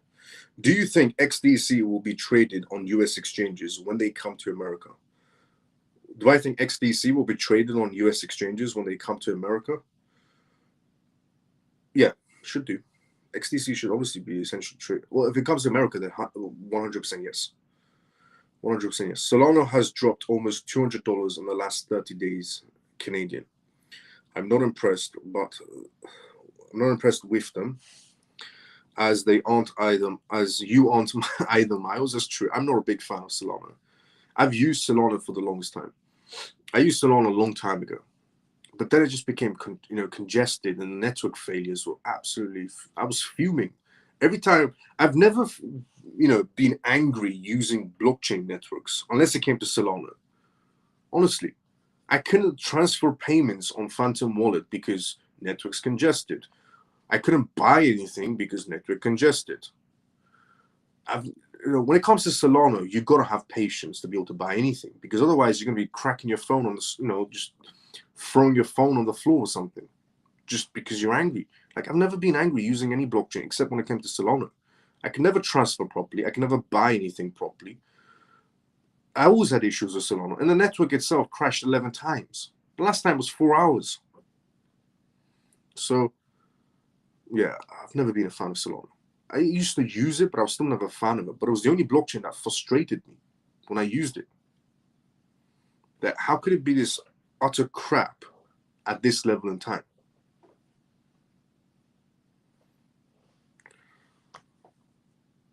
You warned us about Solana as well many times. I did. XDC opening up office in Washington. That's amazing. So true. I couldn't move my soul for weeks. Honestly, there was never any blockchain project in my lifetime of being in crypto that, of all the years I've been in crypto, there was never a crypto project that just frustrated me. But Solana did. I wanted to smash my phone on the floor because I couldn't transfer, I couldn't buy, I couldn't store. So what the hell is this blockchain even for? So honestly, it was the only blockchain that absolutely frustrated me.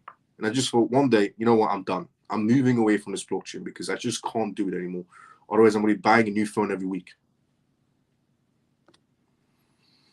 XDC on Uphold. Yep, Uphold. XDC on Uphold, yes, it's true. Now, and honestly, at this stage, for it to be this crap, still, it's never going to get fixed by the looks of it. Now, Bitcoin. Bitcoin on essentially a verge of a breakout. It's coming from a perspective from Bitwise's CEO, who's came out and claims, Bitwise's CEO, essentially their executives, they're all claiming that Bitcoin is going to do some sort of breakout, and the rest of the market space will follow with it, which it should do because, again, we don't have regulations. Some big names in crypto are getting pretty excited about Bitcoin's prospects right now. Hunter, the Bitwise CEO, and Jeff Park, head of Alpha Strategies, think we're looking at a perfect storm that could send Bitcoin's price through the roof. Why are they thinking about this? So Park is using some pretty strong language, saying that the global economy is tethering on the brink of max chaos, he stated, and the world is literally on the brink of max chaos, tariffs, debt ceilings, and major other essentially situations that are going on. And regarding tax cuts and imminent YCCs and gold run essentially tail risk and so on. And BTC IV is the lowest all year, and you don't see this generational opportunity. So now we are not the same. The other thing with Bitcoin is it's available to buy as an ETF. If institutions want to buy more Bitcoin, they can. Just a heads up. Yes, obviously, if regulations kick in, we'll probably see more purchases happening on Bitcoin as well. But if there's ever going to be any more on it, they can happen now also. Because the Bitcoin maxis are selling this dream to people that, more Bitcoin should be purchased and so on. More Bitcoin is going to get purchased the more we go along. It can still happen now. Yes, a Bitcoin streak reserve will pump the Bitcoin market space even more. But that's the only thing that can pump Bitcoin for the next level. The only thing that could push Bitcoin up a step further is if the US comes out and goes, we're doing a Bitcoin reserve, which in reality, they're going to be doing a crypto reserve, which is a basket of cryptocurrencies. But that's the only thing that could push Bitcoin to new levels. If the US doesn't come out and say, we're going to do a Bitcoin reserve, well, that's pretty much it for Bitcoin. Other countries could decide to do a Bitcoin reserve if they wanted to, but it's not going to have an impact because the US isn't doing it. If the US doesn't do it, the rest of the countries will just follow the US's footsteps.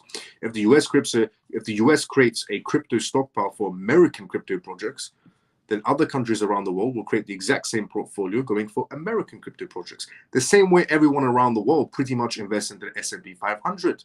The same way, everyone around the world invests into Apple stocks or Microsoft stocks or Nevada stocks. And the list just goes on of American companies. So if America takes the steps forward to create a crypto stockpile, that's pretty much it for Bitcoin if they don't do a Bitcoin reserve. Because Bitcoin maxis are selling this idea that, once the regulations drop, we're going to get more Bitcoin purchases. That's not really the case, because you can technically buy Bitcoin as an institution right now as an ETF.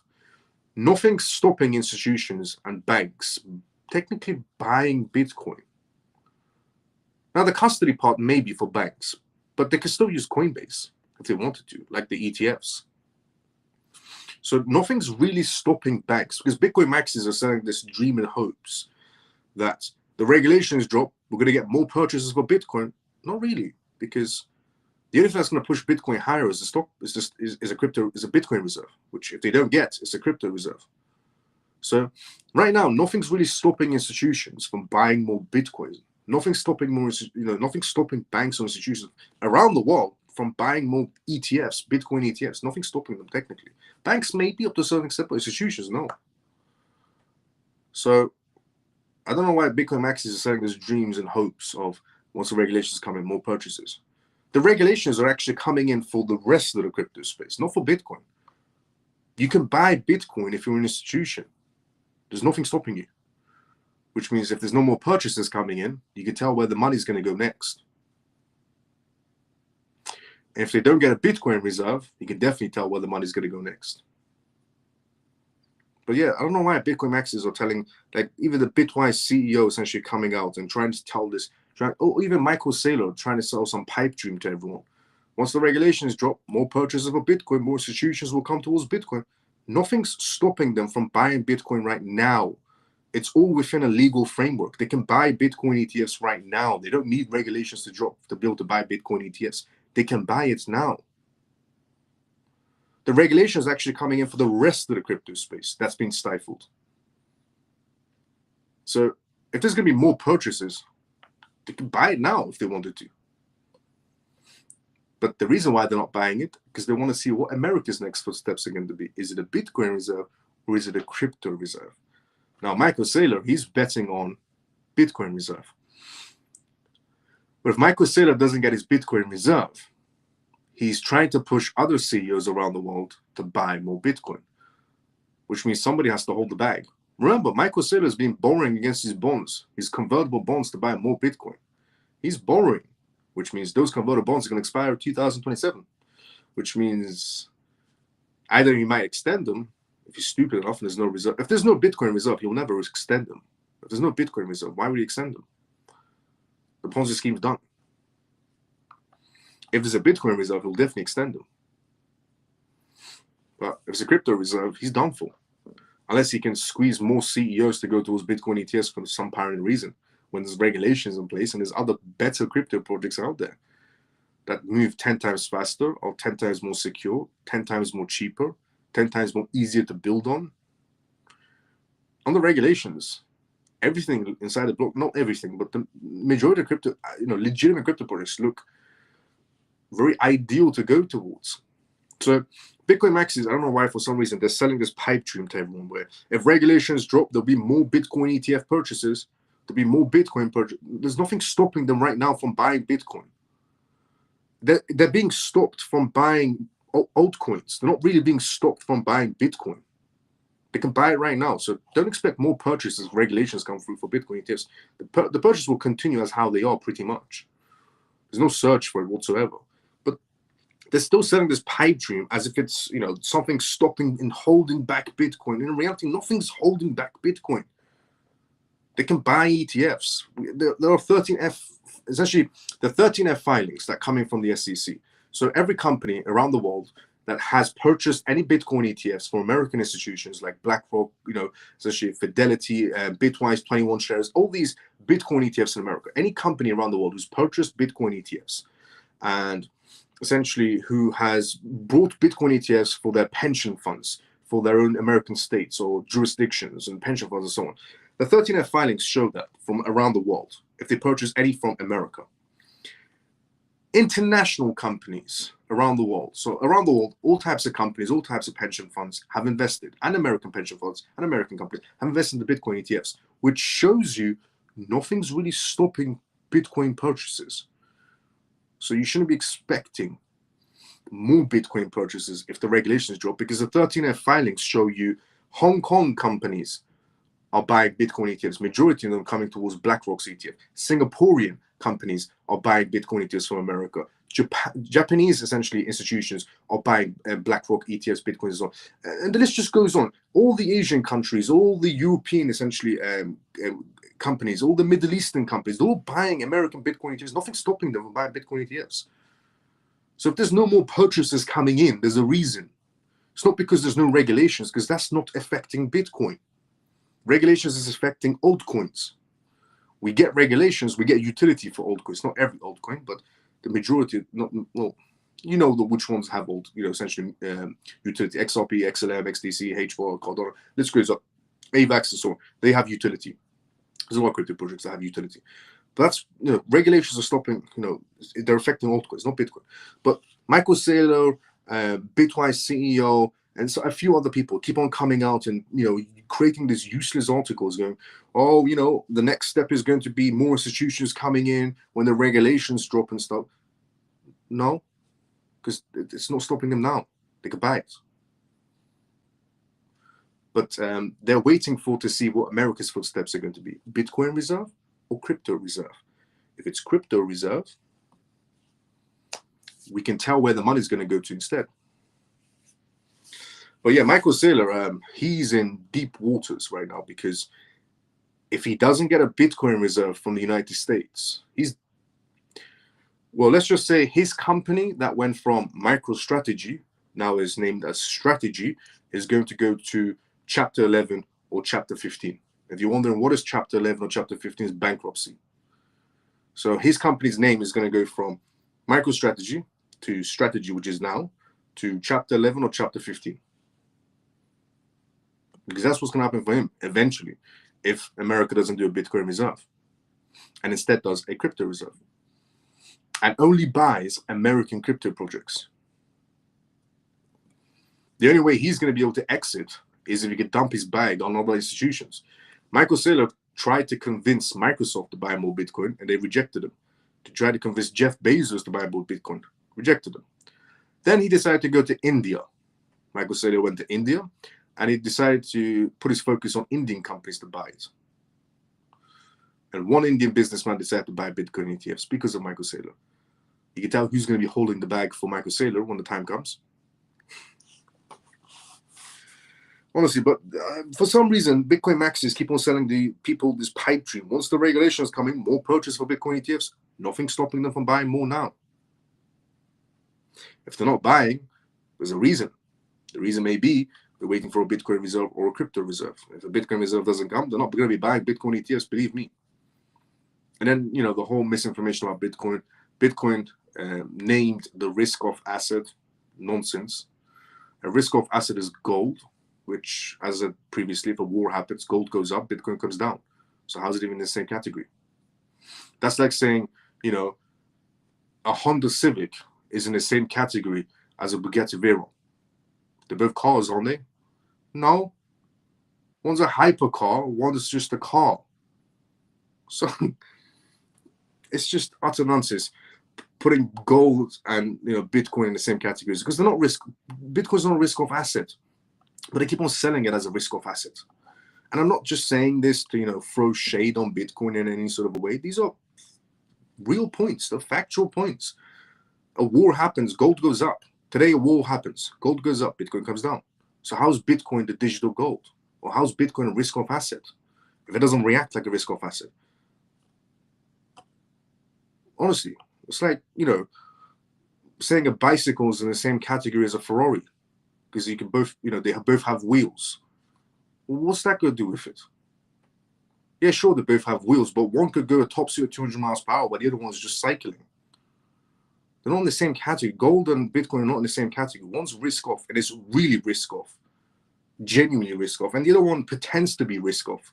But in reality, When a war happens, it shivers and it goes back down. So there's a lot of things, and a lot of misinformation inside the crypto space that needs to be rectified ASAP. And again, I'm not trying to say this in any sort of way to throw shade on anyone's favorite crypto projects. If it is Bitcoin, your favorite crypto project, I'm not trying to throw shade on it. It's facts. Look at the data. If China goes on the war with Taiwan, what happens to Bitcoin? Goes up? No. Bitcoin comes down. What goes up? Gold.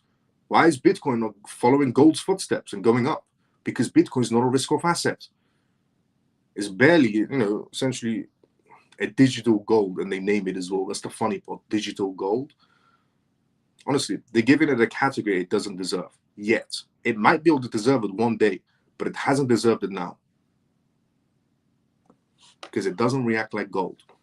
They're giving Bitcoin the title of Bugatti Veyron, when in fact, Bitcoin is more like a bicycle compared to the Bugatti Veyron they're trying to give the title to it. Digital gold. It's just too much misinformation.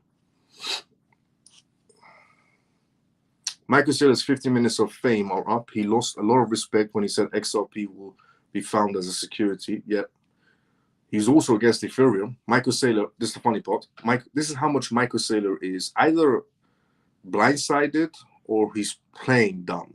Because he's a very intelligent man, very wealthy man. So he's either playing dumb or he's just blindsided. But there was a crypto event going on. Michael Saylor went on stage and said, Bitcoin is the only ETF that will be ever accepted in the United States. Massive, audience members. It was in Las Vegas. MicroStrategy does an event. Michael Saylor goes on stage. There's a lot of people cheering for him. All the Bitcoin maxis are standing up and screaming like groupies.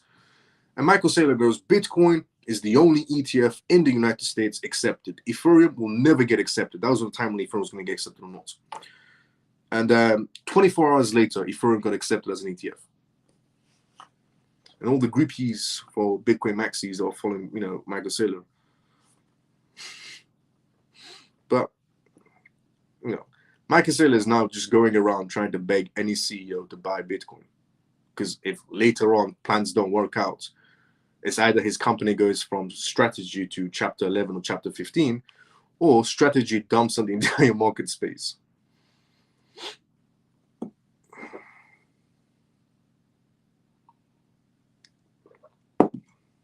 So that's why it's going around. Because even if you think about it logically, why is a CEO of pretty much a billion-dollar company, a CEO of a billion-dollar company, going around to different countries around the world and talking to other CEOs and saying, buy Bitcoin, don't get left behind?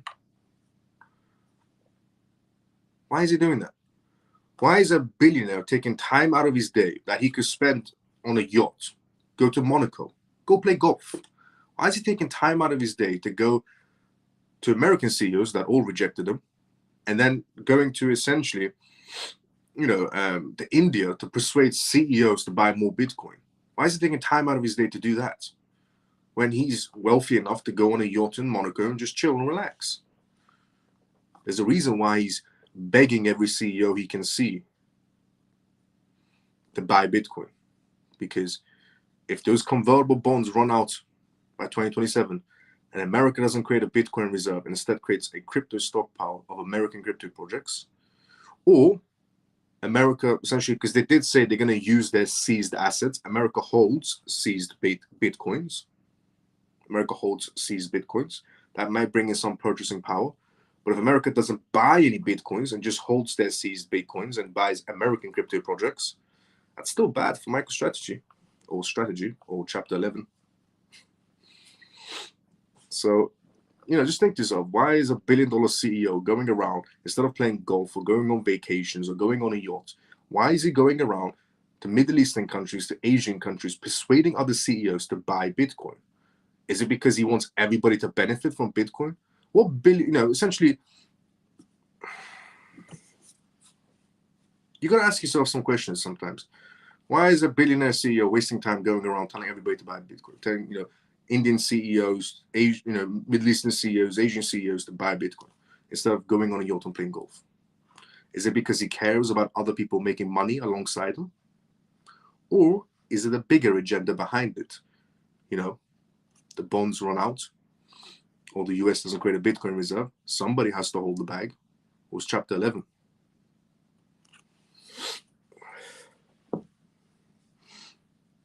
What was the reason for changing the name of his company? He wanted to appeal more to Bitcoin, the asset with the fake category. Elon is going to do a stock check on USA's gold reserves. Our Conflux network succeeds solely on Asian markets because I think the US will not support them. It's true. It's true, Robin.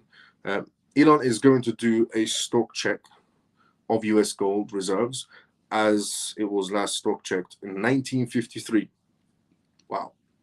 There's rumors only 5% left that actually exist if true massive economic collapses for the US. Yes, it is true. But if it is only 5%, they're never going to reveal it.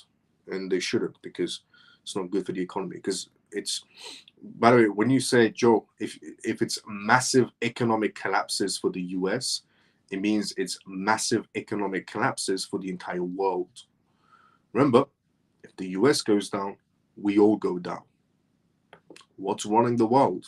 US dollars, US treasury bonds, US yields, US companies, the stock market. Everything involving money is the US related. So if it turns out it's 5% left, if people are spreading rumors, it's 5% left of gold reserves, it turns out to be true. It's not massive economic collapses for the US. It's massive economic crisis for the entire world. Because everything's backed by pretty much the US. Any financial category.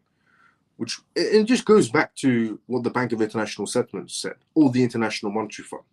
They said, if the American markets sneeze, the rest of the world's market catches a cold, which is facts. Absolute facts. If the American market sneezes, the rest of the world catches a cold. Every market space. So it's not that. It's not, and if it is, turns out to be 5%, they will never reveal it because that's an economic turmoil that will be very difficult to come back from. So even if it is 5%, it's never going to be 5%. Don't listen to propaganda online. It's never going to be 5%. And even if it is, just presume it's 5%. They're never going to reveal it. Because if they do, the entire world goes, not just the American market space. We're connected. The entire world is connected to the American market space. The dollars runs the world. The American stock market runs the world. The American real estate market runs the world. Everything to do with America runs the world. In terms of tech, finance, everything runs the world. They go down, we all go down. So that's also something that some people get wrong as well. You know, that you need to understand. You really need to understand. Everyone needs to understand that anything involving America is bad for all of us. Anything happens to America, be 10 times worse for us. Honestly, if anything ever happens to America's market space, it will be 10 times worse for us. Because we're relying on their market space. Everything is relying on their market space. They go down, we go 10 times worse down. Because everyone likes to, split America up and go, America, whatever they do doesn't affect us. We don't need them. Yes, we do need them. We need them for everything. We need them for essentially energy resources. We need them for military. We need them for tech. We need them for everything. We need them for finance. We need everything you pretty much think of. We need them. Because everyone wants to, just put America to the side and say, well, we don't need America. The EU will last by itself. The UK will last by itself. Asia and the Middle East will last by itself. We don't need America. Wrong. Anything happens to them affects us 10 times worse. The petrodollar, everything is pretty much tied to the US financial space.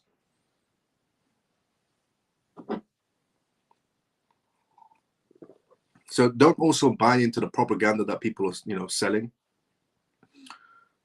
We don't need America and so on. Yes, we do.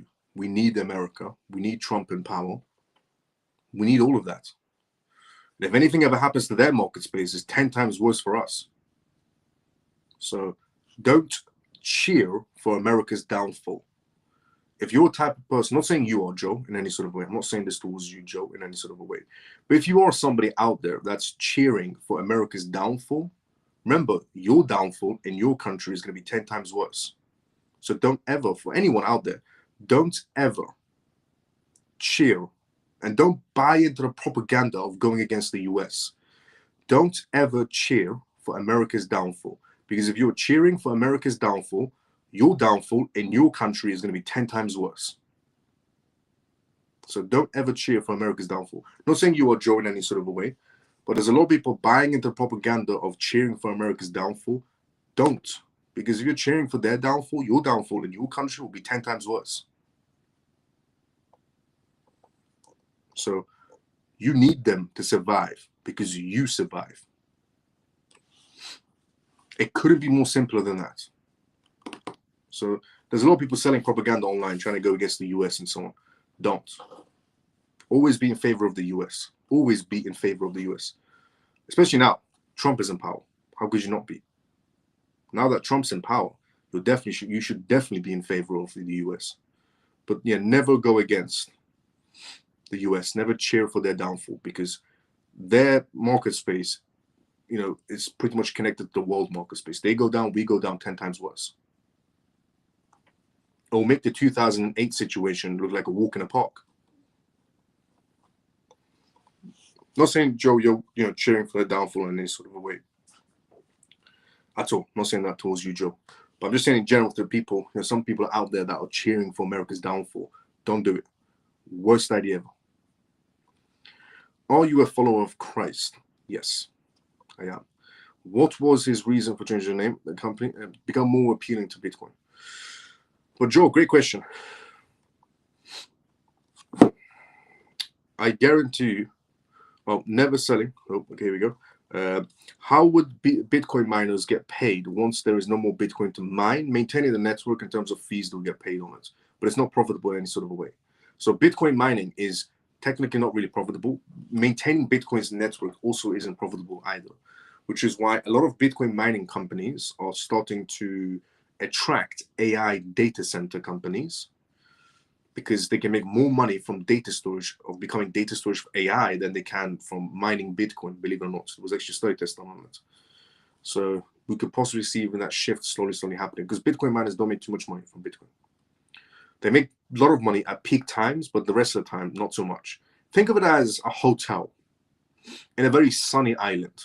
A Bitcoin mining corporation is like a hotel in a very sunny island. And for 6 months, they have visitors coming in every day. It's popping off. There's a lot of clients. It's fully booked. The hotel is fully booked. And for the rest of the 6 months after that, there's no more clients pretty much walking in. Not no more, but like there's some clients walking in. It's not fully booked anymore because it's not peak season anymore. That's what it's like to run a Bitcoin mining corporation. You have peak times when you're making an incredible amount of money, and then you have other times where it's not much happening, and you're actually losing money maintaining a Bitcoin corporation. And the only way you can make money is by going public, hoping that people will buy your company stock shares to boost your company even more. Or some Bitcoin mining corporations right now in the US have decided to enter into, essentially AI data storage, because they can make more money from that on the side while still maintaining Bitcoin's network. But that's how it is running a Bitcoin mining institution. It's just, you have a hotel in a very sunny island. It's fully booked for 6 months. And the next to the 6 months, it's just some clients here and there. And you're not at peak times anymore. You're barely breaking even. That was the easiest way to describe it in a metaphor. Never selling the following: XRP, XLM, XDC, HBAR, and Algorand. Let's go, Thompson. Long live both Shiba Inu and Lunacy. Let's go, Thompson. I guarantee if that gold was stolen, Trump will be getting it back. I agree, facts. Hello, Miles and CMF. I hope that everyone had a good day or not. Sorry, a good day or night. Scott, good to see you as well, brother. How you doing? How you been? America is a giant octopus with its tentacles wrapped all over the world. It is bloody virus. They're pretty much attached to everything. Hello to my CMF on YouTube. Sorry I'm late. I'll be the last bit of the nugget. Let's go, Scott. 100%. Meme coins are similar to stupidity of the Bitcoin or don't they tried to launch. I know that it was a disaster from the beginning, Let's go, everybody. 100% truth. Let's go, Thompson. Trump is best thing since sliced bread. Thank God Trump won. I agree, Joe. 100% facts. Let's go, Joe. We the best 58 says, hi, how you doing? And he also says, how much XRP is enough? Whatever you can afford, not financial advice, only entertainment purposes. Now, let's talk about Charles, the founder of Cardano, because he's had his perspective come out. So his new perspective. I read out his previous perspective, which was about XRP and essentially XRP, Cardano, and ETH playing a role in this whole digital world we're going to go towards, playing a big role essentially. And I 100% agree. XRP will play a massive role. Cardano is actually going to play a very good role, believe it or not. But obviously XRP, XLM, XDC will play a better role. And a lot more of the crypto projects will do very well as well. But here's Charles' new perspective. So Cardano's founder, Charles, has a warning for those focusing too intently on competing, essentially, layer one networks. In a recent live stream, Cardano's founder said that big tech companies are the real competition for Ethereum, Solana, and Bitcoin. They have the power to shape the entire industries almost every night. Almost overnight. According to Charles, companies like Meta, Google, Apple, Microsoft, and Amazon could fundamentally change blockchain's game as regulators set clearer rules. These essentially major companies with billions of resources and a large user base can launch blockchain platforms or team up with crypto leaders to quickly dominate the industry. He said, and the inconvenient truth that a lot of people in this space don't want to admit to is our competitors are not Ethereum, Solana, or even Bitcoin. It's Microsoft, Apple, Google, and Amazon. He further noted that once legislation opens the floodgates, once the regulations come in, which, as I was saying previously, is the most important factor. Once essentially the regulations come in and get passed, we're going to wake up and they're going to be like, hey, by the way, Android now has like a default crypto wallet. I can see that happening 100%. And by the way, Android has a crypto wallet. Samsung has a crypto wallet. So if you are a Samsung phone user, you have a Samsung wallet, a hot wallet, believe it or not. It's only on some particular Samsungs, as far as I'm aware. It's only on some particular Samsungs, so it's probably the S24s and the S25s and the S22s and 23s and so on. But you have a Samsung blockchain wallet. So that's something that's already in the works. It's active. People can use it. It's a blockchain wallet from Samsung. But, he's not lying. If the regulations get passed, we could expect Android coming out and saying, by the way, we've just created a default crypto wallet, because that's how fast they're going to be moving, because they've been doing everything else behind the scenes. They're just waiting for the regulations to drop. The same as Wall Street is waiting for the regulations to drop as well, where they said they'll help companies go IPO, blockchain companies. Now, Charles's argument shows how easily tech giants can shift into crypto pretty much overnight, using their payment services like Apple Pay or Google Pay to launch stablecoins or team up with established players like Circle or even Ripple. With entire ecosystems already in place, he believes that these companies could quickly outsize the user base of decentralized blockchain networks. Will big tech erode blockchain decentralized future? This looming threat has sparked a debate about whether blockchain can truly stay decentralized if big companies join in, which is a question in a lot of people's minds. Critics worry about the profit-driven firms might create closed systems that only initiate blockchain technology, and instead of adopting essentially the open community-driven model that lies at the heart of crypto.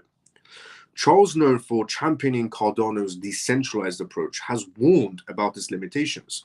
He stressed that if Apple or Google launch blockchains or add digital asset features, they could easily outshine traditional layer one networks. In other words, if iPhone comes out, if Apple comes out tomorrow and says, we've created a Apple hot wallet, a lot of people would actually start using it. And he's saying that people will shift over from Trust Wallet, for example, to Apple's hot wallet instead. Or if Apple decides to create a cold wallet storage, if Apple decides to create cold storage wallets, I think a lot of people will probably use it. If I had to take a guess, If you're an iPhone user and iPhone comes out and goes, we've created a cold storage wallet for your cryptocurrencies, I think a lot of people probably use it on their iPhones, which should then shift away from DeFi. So he's basically trying to say, it's not really governments that are also trying to curb people away from DeFi, from the decentralized side of crypto. It could just also be big companies giving you very good projects, which would then you as the consumer would say, I could use Trust Wallet, or because I have an iPhone, I can use the iPhone wallet. And people might decide to go iPhone wallet instead of Trust Wallet. So he's saying it might not just be the regulation that might push people towards centralized things inside the crypto space. It could just be the consumer just wants to use Apple products instead of Trust Wallet. I could see that happening. I'll be honest. A lot of people who have iPhones will probably go, yeah, why would I use Trust Wallet? I can just use Apple's wallet. Apple's secure. It's a $1 trillion company. They can afford good security measures. Their massive user reach and ownership of mobile operating systems would give them extraordinary advantage in adoption and everyday usage. It's true. While DeFi projects have to, try to promote themselves as much as they can, Apple, they create one advert. It will spread like wildfire. Everyone will download their app, a wallet app for crypto. So he said, how the F are you going to compete with guys who have 3 billion users and they own their own operating system that's on your phone? That's a lot harder. So that's the next wave of competitors that are coming in. So it's not just institutions that are coming in with their money when the regulations drop. When the regulations drop, it's not just institutions that are going to be coming in with their money. It's also institutions coming in going, we've created wallets. People can use hot wallets and cold wallets on their iPhones and their Samsungs and their Google Pixels. Or, any other app that's on the DeFi section, Apple could probably create it. And more people will use iPhone, essentially DeFi stores, then they'll probably use the actual DeFi space because they know Apple's secure. So it's true. So the institutions are not only coming in with their wallets when the regulations drop to bring more capital to the crypto space, but they're definitely going to be coming in. And it also shows you the level of the speed that they're going to be coming in as well. The speed that they're going to be coming, because everything's been done beforehand. Remember the contracts that, for example, Ripple signed a long time ago with all these institutions, and people said, well, the price hasn't moved for XRP. That's because it's not supposed to when a contract is signed. That's in the movies in Hollywood when two companies sign a contract, the stock goes through the roof the next and everybody makes $100 million. In reality, when two companies sign a contract together, they go into development mode, research mode, and testing mode. It could take years depending on what they're trying to develop, and then they release it into the market, and then you'll see price movement happening on the asset. That's how it works in the real world. So all those contracts that, for example, companies like Ripple signed a long time ago, they've been building and building and building. So once the regulations drop, they can utilize it. It should be done. You should be utilizing it. So this is what it's saying essentially that Apple, Microsoft and Google have probably created hot wallets and cold wallets. They're probably testing hot wallets and cold wallets behind the scenes right now. They're probably testing a lot more blockchain projects. It just shows you the level of adoption you're going to be getting is pretty much like this, which is what we want. After all this, Gary Gensler situations we've went through, we really do want regulations to drop and adoption to happen like this, which we could possibly be getting now. And as he said also, something he suggests could happen within the next 100 days. It's the first 100 days that are very crucial. He predicts that tech giants will launch a wave of new projects if Washington clarifies crypto regulations. Whether it's stablecoins, tokenized assets, or full blockchain solutions, these projects could reshape the market in ways that current layer 1 networks aren't ready for, which is why I keep on saying we need regulations. The faster we get regulations, the faster we have adoption. The faster we get adoption, the faster more money will enter the crypto space, and the faster we can all reach those targets that we want to reach in life. So people who go against regulations are morons. We need regulations. The faster we get regulations, the faster we get utility, the faster we reach that money stage. And it also goes back to what I said a very long time ago. Once regulations drops and adoption drops, it's just going to be up, up, up, up, up, up. And that's it. It's pretty much just going to keep on going. She can keep on going up and up for certain crypto projects, or, balance out somewhere. But for a lot of crypto projects that are inside the financial sector, they're going to be used 24/7. It's just going to go higher and higher and higher until they reach a certain price point. So, he predicts that tech giants will launch a wave of essentially new products, once they're clarified by Washington, D.C. Now, his insights show how clear regulations could transform the crypto industry overnight. Overnight. Regulations drop overnight, things will change, is what he's saying. And it could do, because a lot of contracts have been signed a long time ago. So whatever they were building, they're probably done by now. They're just waiting for regulations to drop so they can, release it. Speaking on a podcast, essentially with crypto commentators, Charles described a future where big players like institutions, sovereign wealth funds, and tech giants such as Apple, Google, and Microsoft fuel massive raises in crypto. This, he says, will draw renowned attention to top assets like Cardano, Ethereum, and XRP. Moreover, Bitcoin could hit at least 250,000 this cycle, driven by $20 trillion institutional flow, if essentially clears some hurdles in terms of the Bitcoin reserve and stablecoin rules. While experts essentially like Tom Lee are optimistic, veteran traders essentially Peter Bandit advise caution, noting that Bitcoin must break any essentially resistant levels before it can truly take off, but so on and so on. But the main thing is, if you're also wondering, regulations drop, how long will it take for the institutions to, get things up and running? By the looks of it, overnight. And it does make sense because they made their contracts a long time ago when the prices didn't move, when they were signing contracts. Now, CBDCs. It's a topic that's always going to be inside the crypto space. Are we going to get, when we're going to get CBDCs, more like it? Are we going to get it? Because we are going to get it. It could be wholesale first, which most likely it is, then retail CBDCs. So, wholesale CBDCs, China CBDC. China has came out and essentially is pressuring, you could say, Australia. China's pressuring Australia in some sort of a way to get involved in CBDCs for trade deals. So here it is. China's central bank digital currency CBDC expansion significantly impacts global trade dynamics, placing Australia in a challenging position between Beijing and Washington.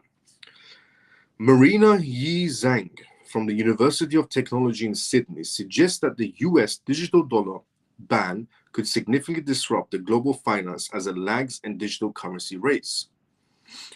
So digital dollar, what they're referencing to, is a CBDC, a US CBDC digital dollar. So the new Cold War race for digital currencies could redefine global power. So Zhang emphasized that political debates in the US are preventing progress from some lawmakers opposing a digital dollar due to privacy concerns. They're referring to Trump. Meanwhile, Europe, which China is referring to Trump. Meanwhile, Europe and the UK are attempting to balance fostering innovation and implementing regulations. Australia has not yet developed concrete plans for a central bank digital currency CBDC due to its economic resilience on exports, especially with China. Concerns arise that if China promotes CBDC-based trade settlements, Australia exporters may feel persuaded or pressured to adopt China's financial system, which could threaten Australia's economic sovereignty. The increasing shift away from the US dollar noted since 2022 has led countries to explore multi-CBDC platforms to reduce dependency on Western financial systems. Nations like Russia and Iran using CBDC networks to bypass traditional systems, especially after being excluded from SWIFT. While Western essentially governments are wary of potential overreach, Australian essentially governments must advance in digital finance without encountering international power struggles.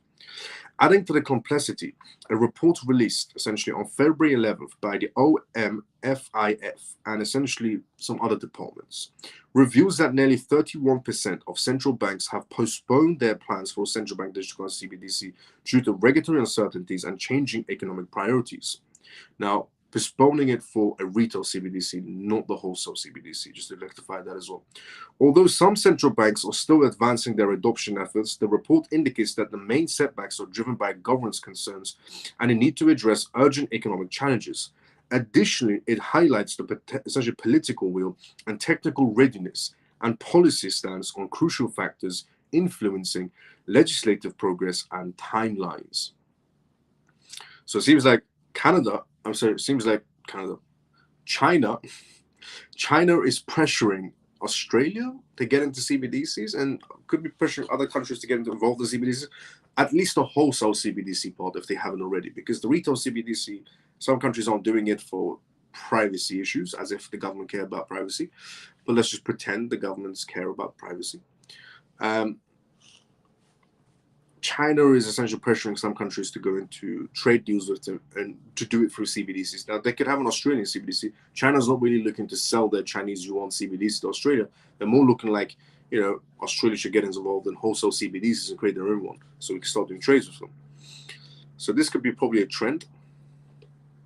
It's a thing. Now, what we're going to talk about next is essentially Texas.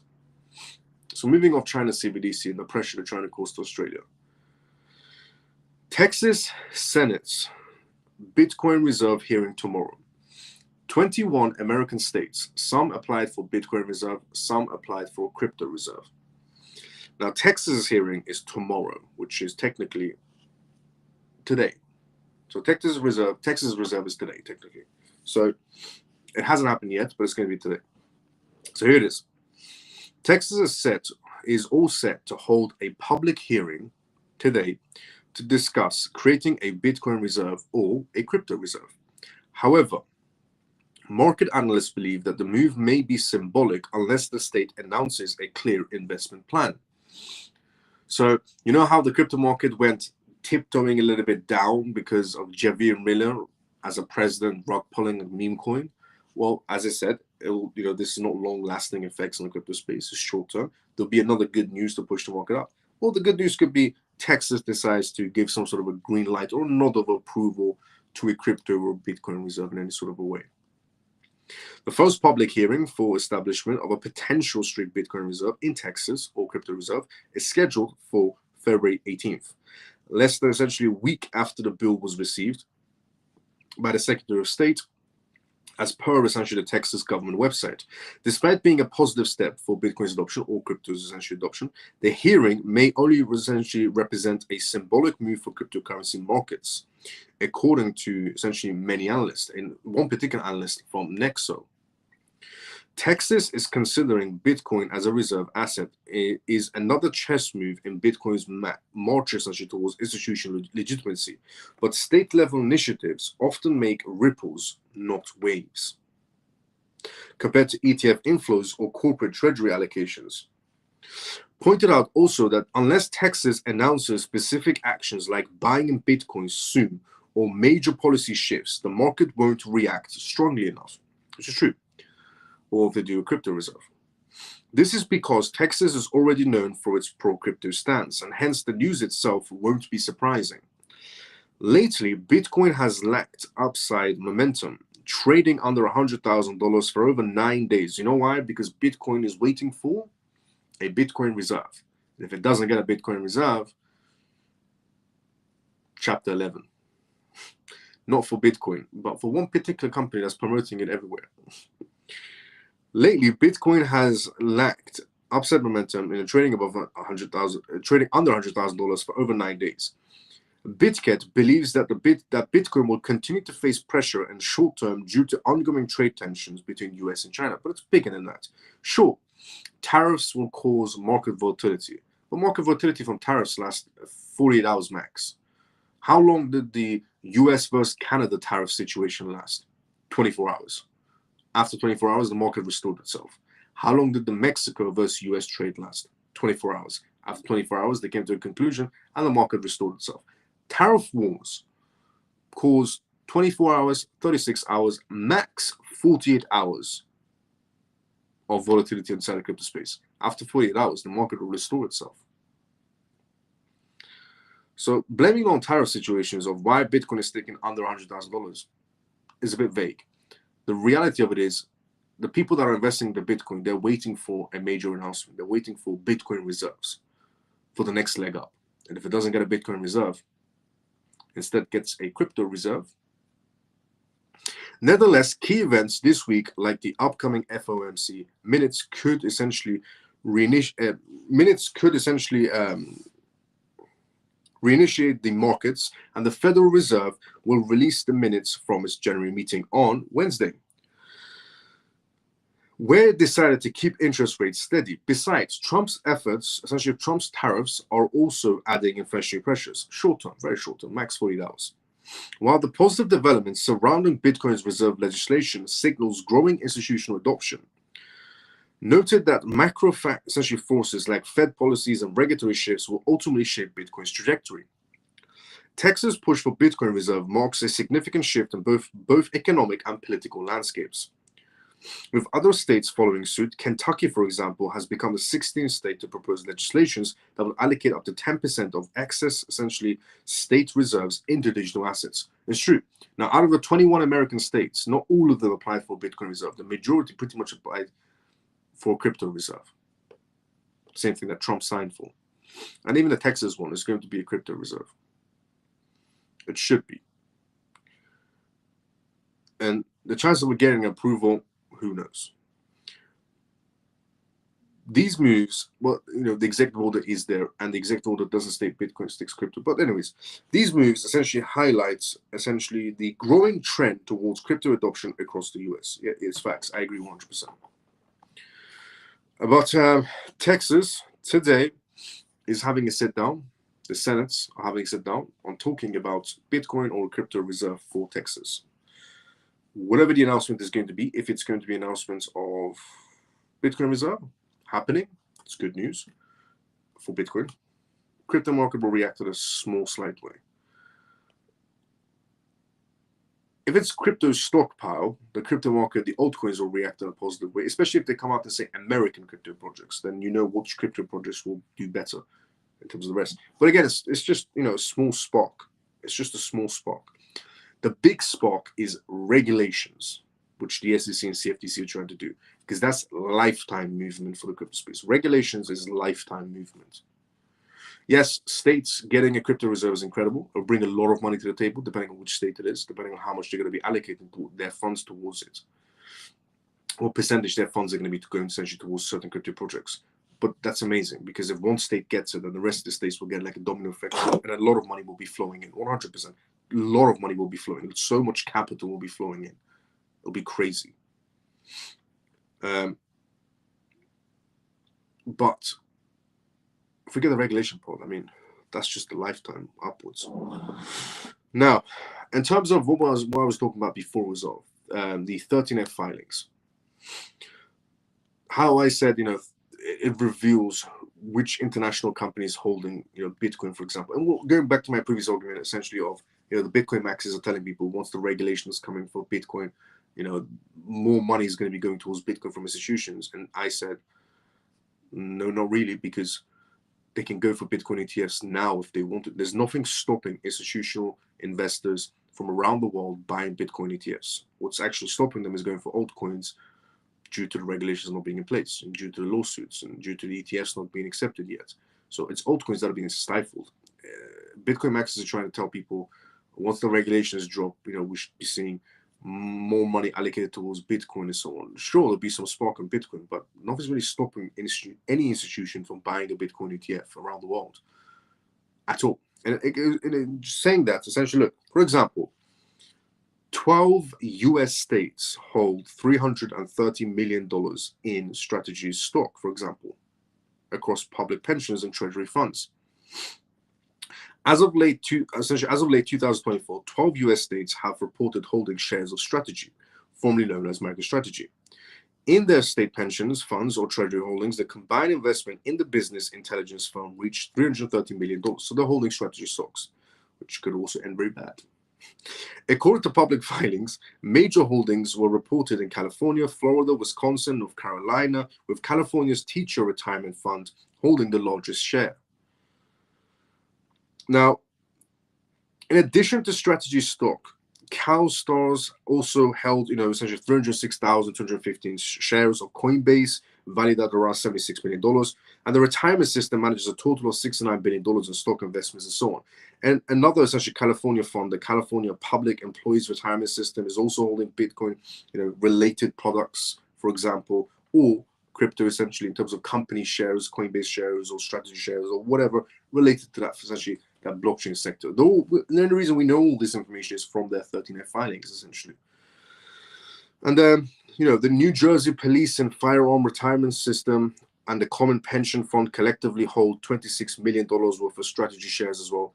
I'll be honest, if MicroStrategy does a Chapter 11, Chapter 15, a lot of people might be going, essentially looking for them.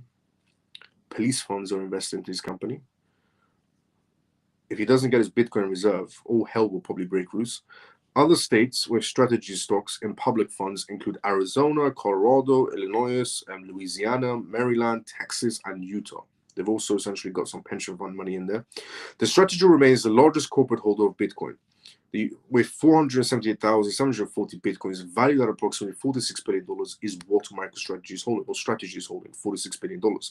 The company's most essentially recent acquired was 7,633 Bitcoins. Between February 1st and February 9th was the last time he purchased. And the purchased Bitcoin, the price average of $97,255. Since rebranding, essentially, strategy stock has gained 16.5% in early 2025 and surged 383% since early 2024, outpacing the broader crypto markets, 62% gaining over the same period. All good, but let's see how that plans out in the long term for them. But also, just going back to what I said, the 13F filings, nothing's stopping any company from buying Bitcoin ETFs. Nothing. So the Bitcoin maxis that I try to tell people to, when the regulations drop, we should be seeing, billions of dollars pouring into Bitcoin, trillions of dollars pouring into Bitcoin. They can pour into now if they wanted to. Nothing's stopping them from buying Bitcoin ETFs. But what they're waiting for is a Bitcoin reserve. If they get a crypto reserve, they won't be too happy. Well, I will be happy if we get a crypto reserve, which is what we're supposed to get according to the executive order. But the Bitcoin maxis will obviously be crying. They cry, for a fact. There was a video of a Bitcoin maxi crying, and which just baffles me. But there was a video of a Bitcoin maxi crying, and he basically said, Bitcoin is linked to freedom. He said, how can I have, and then he started getting into his kids and stuff like that. And he said, how can I have children if we live in a world like this, as if XRP has any relevance to him having kids in the future, if he can have kids in the future. Don't know who's going to be with him. But it's just weird when people cry about assets. I've never seen anybody go online and cry about XRP. XRP community has been taking it the most. Inside the entire crypto space, the XRP community has been taking everything on the chin.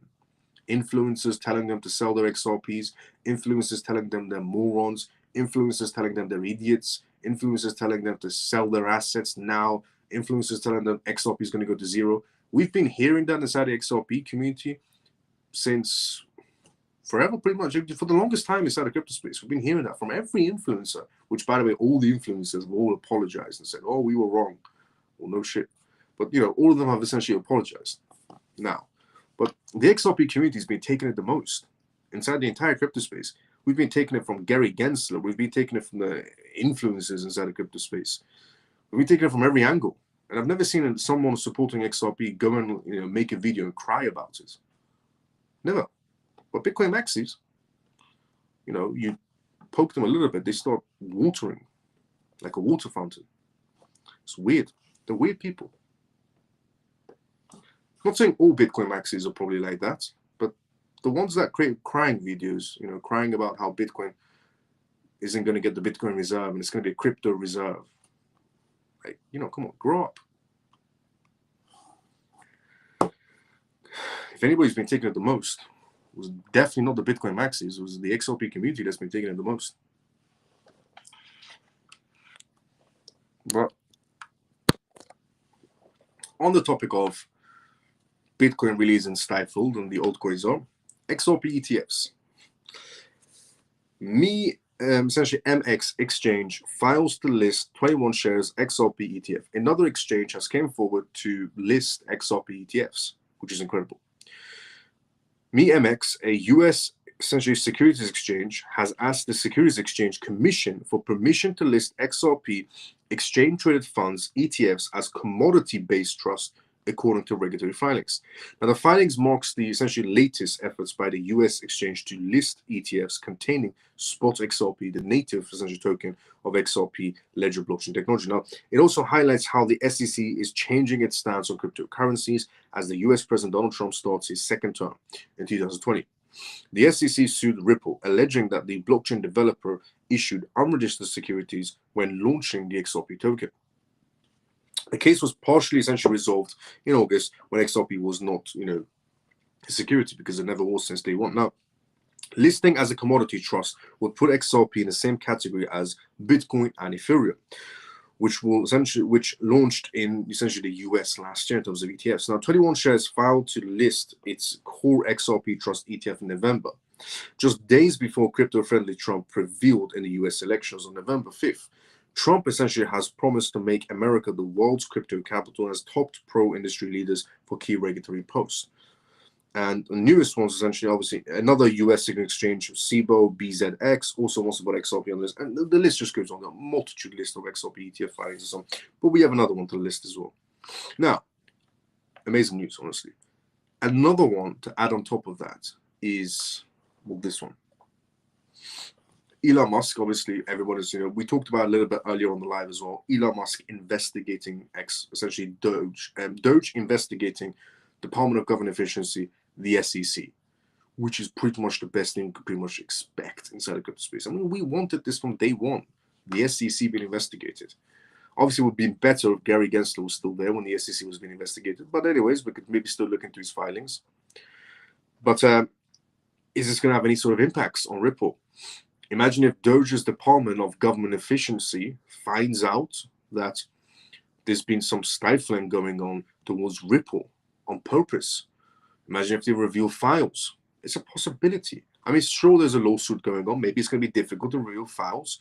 But if it's fraudulent behavior done by Gary Gensler, if he hasn't sealed them, if it's fraudulent behavior done by Gary Gensler, or anybody hired inside the SEC as a commissioner or so on, that did any sort of wrongdoing behavior, looked the other way, accepted bribes for certain cases, then who knows?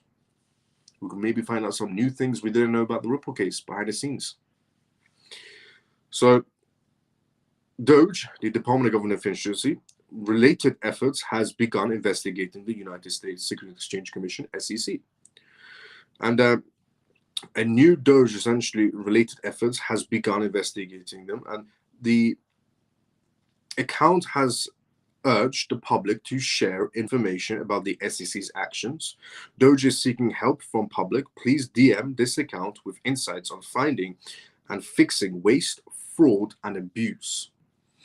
Well, we know which category Ripple is going to go under. Abuse. Because Gary Gensler abused his authority against Ripple.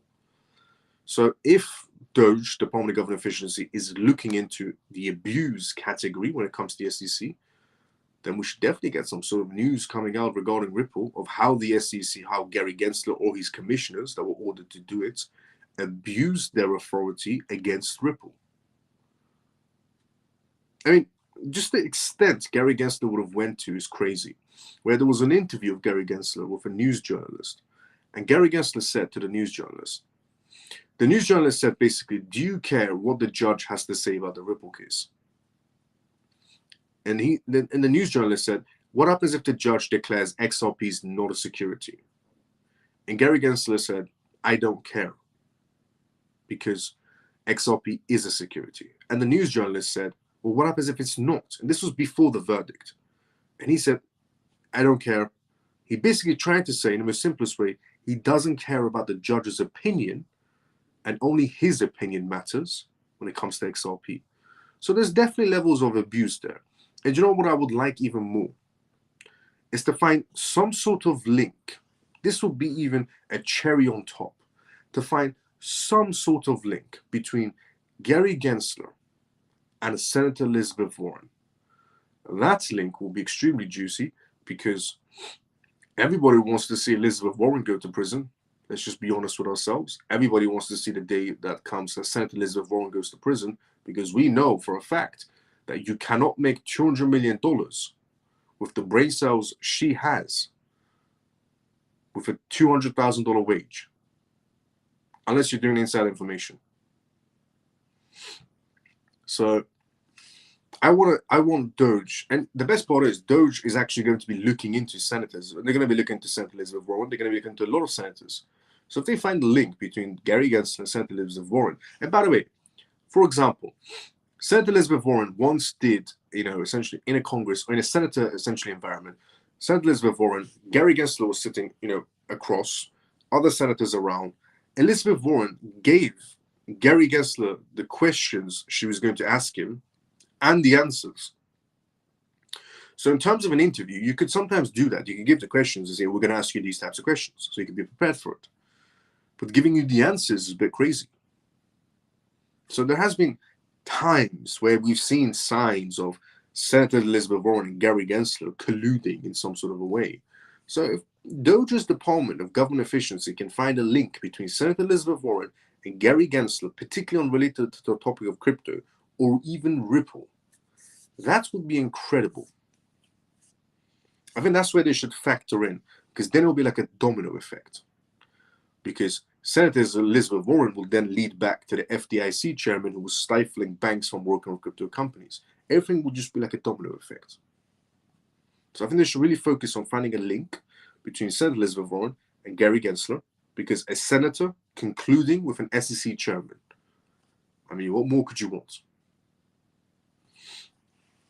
Also, what more could I possibly want is footage of Gary Gensler being dragged out of his house and being sent to prison. Will obviously be beautiful to see as well. Criminals should be sent to prison, and Gary Gensler is technically a criminal. The way he did things was wrong. He knows it's wrong. So Senator Elizabeth Warren, Nancy Pelosi, they're all criminals. All of them are criminals, and they're advocating for, people. That's the funny part as well. Senator Elizabeth Warren doing, essentially announcements in the street and saying she's with the people and so on. She has $200 million. Senator Elizabeth Warren has $200 million as a senator with a $200,000 wage. And she's going on stage, going against Elon Musk for being a billionaire, because he's powerful and rich, and therefore he's a bad person. A bad person that's revealing the dirty tricks of essentially of any government. But you, as a senator with $200 million on a $200,000 wage, with your brain cells, and what are you, an angel in this scenario?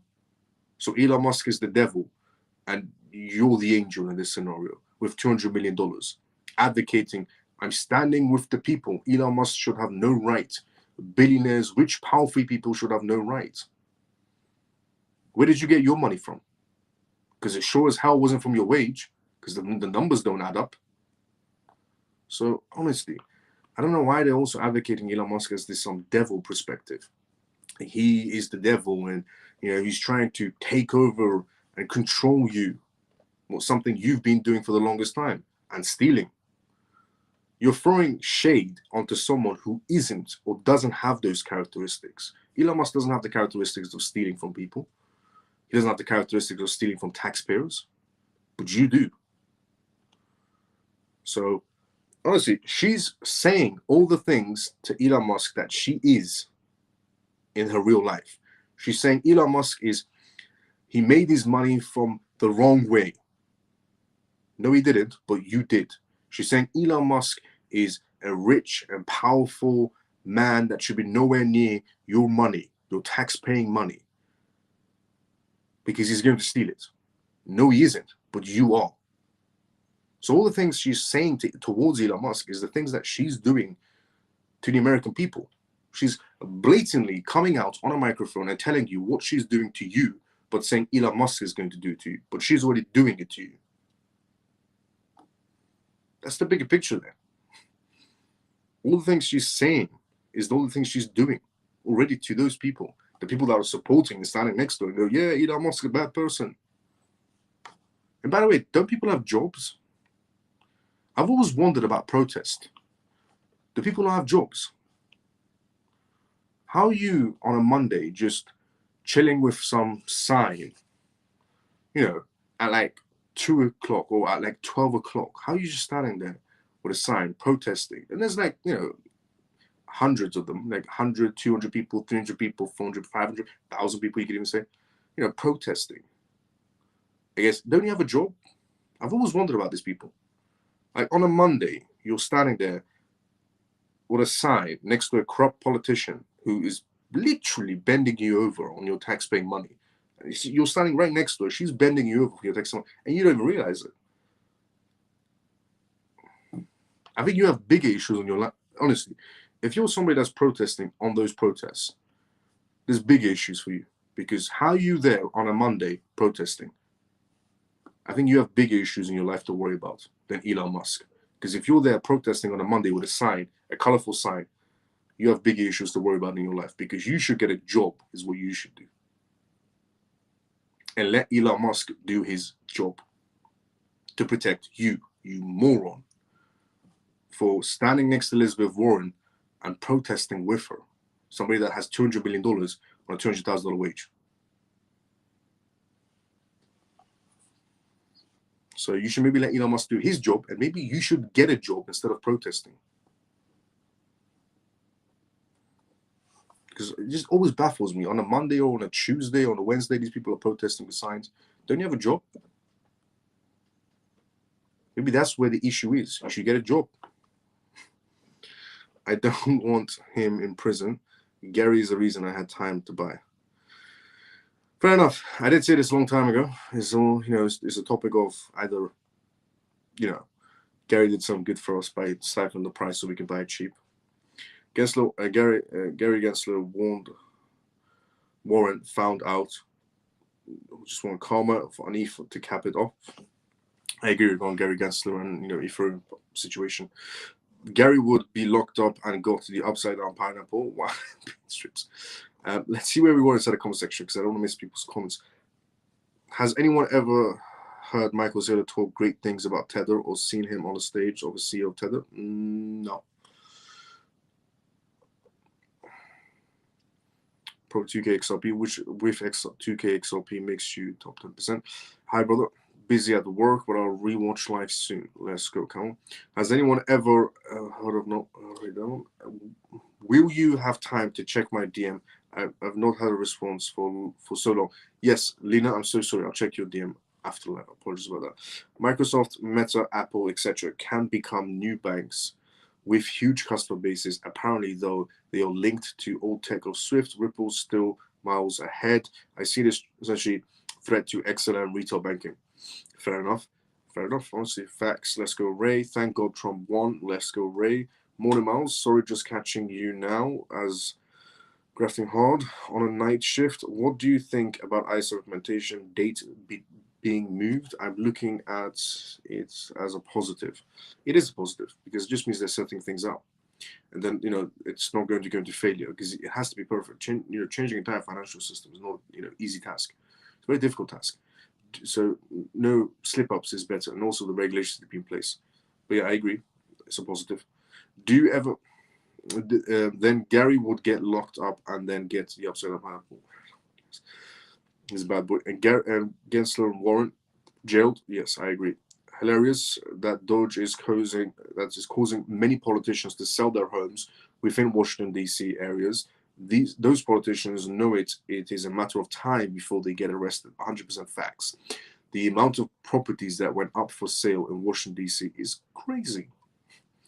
And it's going to drop the housing prices in Washington D.C., so that's good for people that live in Washington D.C. I don't want him to be in prison. Gary helped to buy XRP cheap. That's true. Trump is going to confiscate that $200 million from fake essential. Yes, he should do. Elizabeth Warren's wage at $200,000 would be 1,000 years' work and not spending a cent to generate $200 million. Wow, that's scamming much. Facts. And on that topic of the SEC should be looking into essentially XRP, and that Doge should be looking into the Ripple case, because if Doge is looking for abuse when it comes to the SEC, well, the SEC definitely abused their power against Ripple. And on that topic, that Doge might be the one that saves and the Ripple makes the Ripple case end sooner. Doge could be the factor in play that makes the Ripple case end sooner. It could be, because if they're looking for abuse, then, well, there's one hell of abuse right there. On that topic, we have reached the endings of tonight's live. All good things must come to an end, which they have now. So this is the endings of tonight's live. If you enjoyed this live and you're watching for the first time ever, this live is called the CMF Live. It stands for Crypto Mouse Family. My name is Miles, CMF, Crypto Mouse. My name is Miles. I'm the host of this live, that you're watching right now. I do this live Monday to Friday, 11:25 p.m. United Kingdom time onwards. You can tune into this live, or 11:30 p.m. you can tune in, Monday to Friday. And I talk about the most recent news that's happening around the world in terms of cryptocurrency, CBDCs, AI, politics, regulations, vital information for you to know about regarding the world completely transforming into a digital sector. And definitely tune into the lives. If you've watched this for the first time, definitely tune into the lives. Like, comment, share, retweet, subscribe if you're watching this on YouTube. Everything I do is completely free of source. I've been in this for a long time. This is episode 264 of the CMF Live. We're on episode 264 right now. We have a free live show. You can tune in every day. We have a X communities page by the name of Crypto Mouse Family Lounge. We also have a Telegram group, which is free as well. Everything I do is completely free of source. So definitely tune in to this live. Definitely get involved inside the communities for the CMF Live. Everyone's absolutely amazing and very respectful. And we have reached the endings of tonight's live. If you did follow me during this live, thank you so much for following me during this live as well. If you liked, comment, and shared and retweeted this live, also thank you so much. Thanks, Legend. Good day and night. CMF. Shelly, let's go see you tomorrow. Great live as always. Mac, let's go see you tomorrow. Good night, Miles, and all CMF. Thank you for the news and great live. JP, let's go, brother. See you tomorrow, same time as usual. Thanks, Miles. Have an awesome evening. See you same time tomorrow. Let's go to succeed tomorrow, same time as usual. Doge is awesome. All Democrats, circus freaks on notice. Like, comment, share on the live. Take care, Miles and CMF. Let's go, Ray. See you tomorrow, same time as usual, brother. Thanks, Miles. Good night, all. Let's go, Stormy. See you tomorrow, same time as usual. Good night, Miles and the CMF family. Let's go, Funky brother. See you tomorrow, same time as usual. Thanks, Miles. Have a good night, CMF. See you tomorrow. Orphan, see you tomorrow, same time as usual. I appreciate you, Miles. Leaf, let's go. See you tomorrow, same time as usual. I will see everybody tomorrow, same time as usual, or today, because it's technically 2 a.m. So we see you today, technically, because it's 2 a.m. right now in London. Everybody, honestly, like, comment, share, retweet, follow, subscribe if you already haven't. And like each other's comments outside the live. Let's grow this family. Let's help more people to understand crypto better, more simpler. And I will see everybody tomorrow, or today, because it's 2 a.m. at 11:25 p.m., 11:30 p.m. UK time onwards for the next CMF Live episode of 265. Thank you a bunch, Miles. Enjoy your night. All. Let's go, Lena. See everybody tomorrow, same time as usual. Everybody have a great day or a good night, depending on where you're around the world. CMF, see you tomorrow, same time as usual.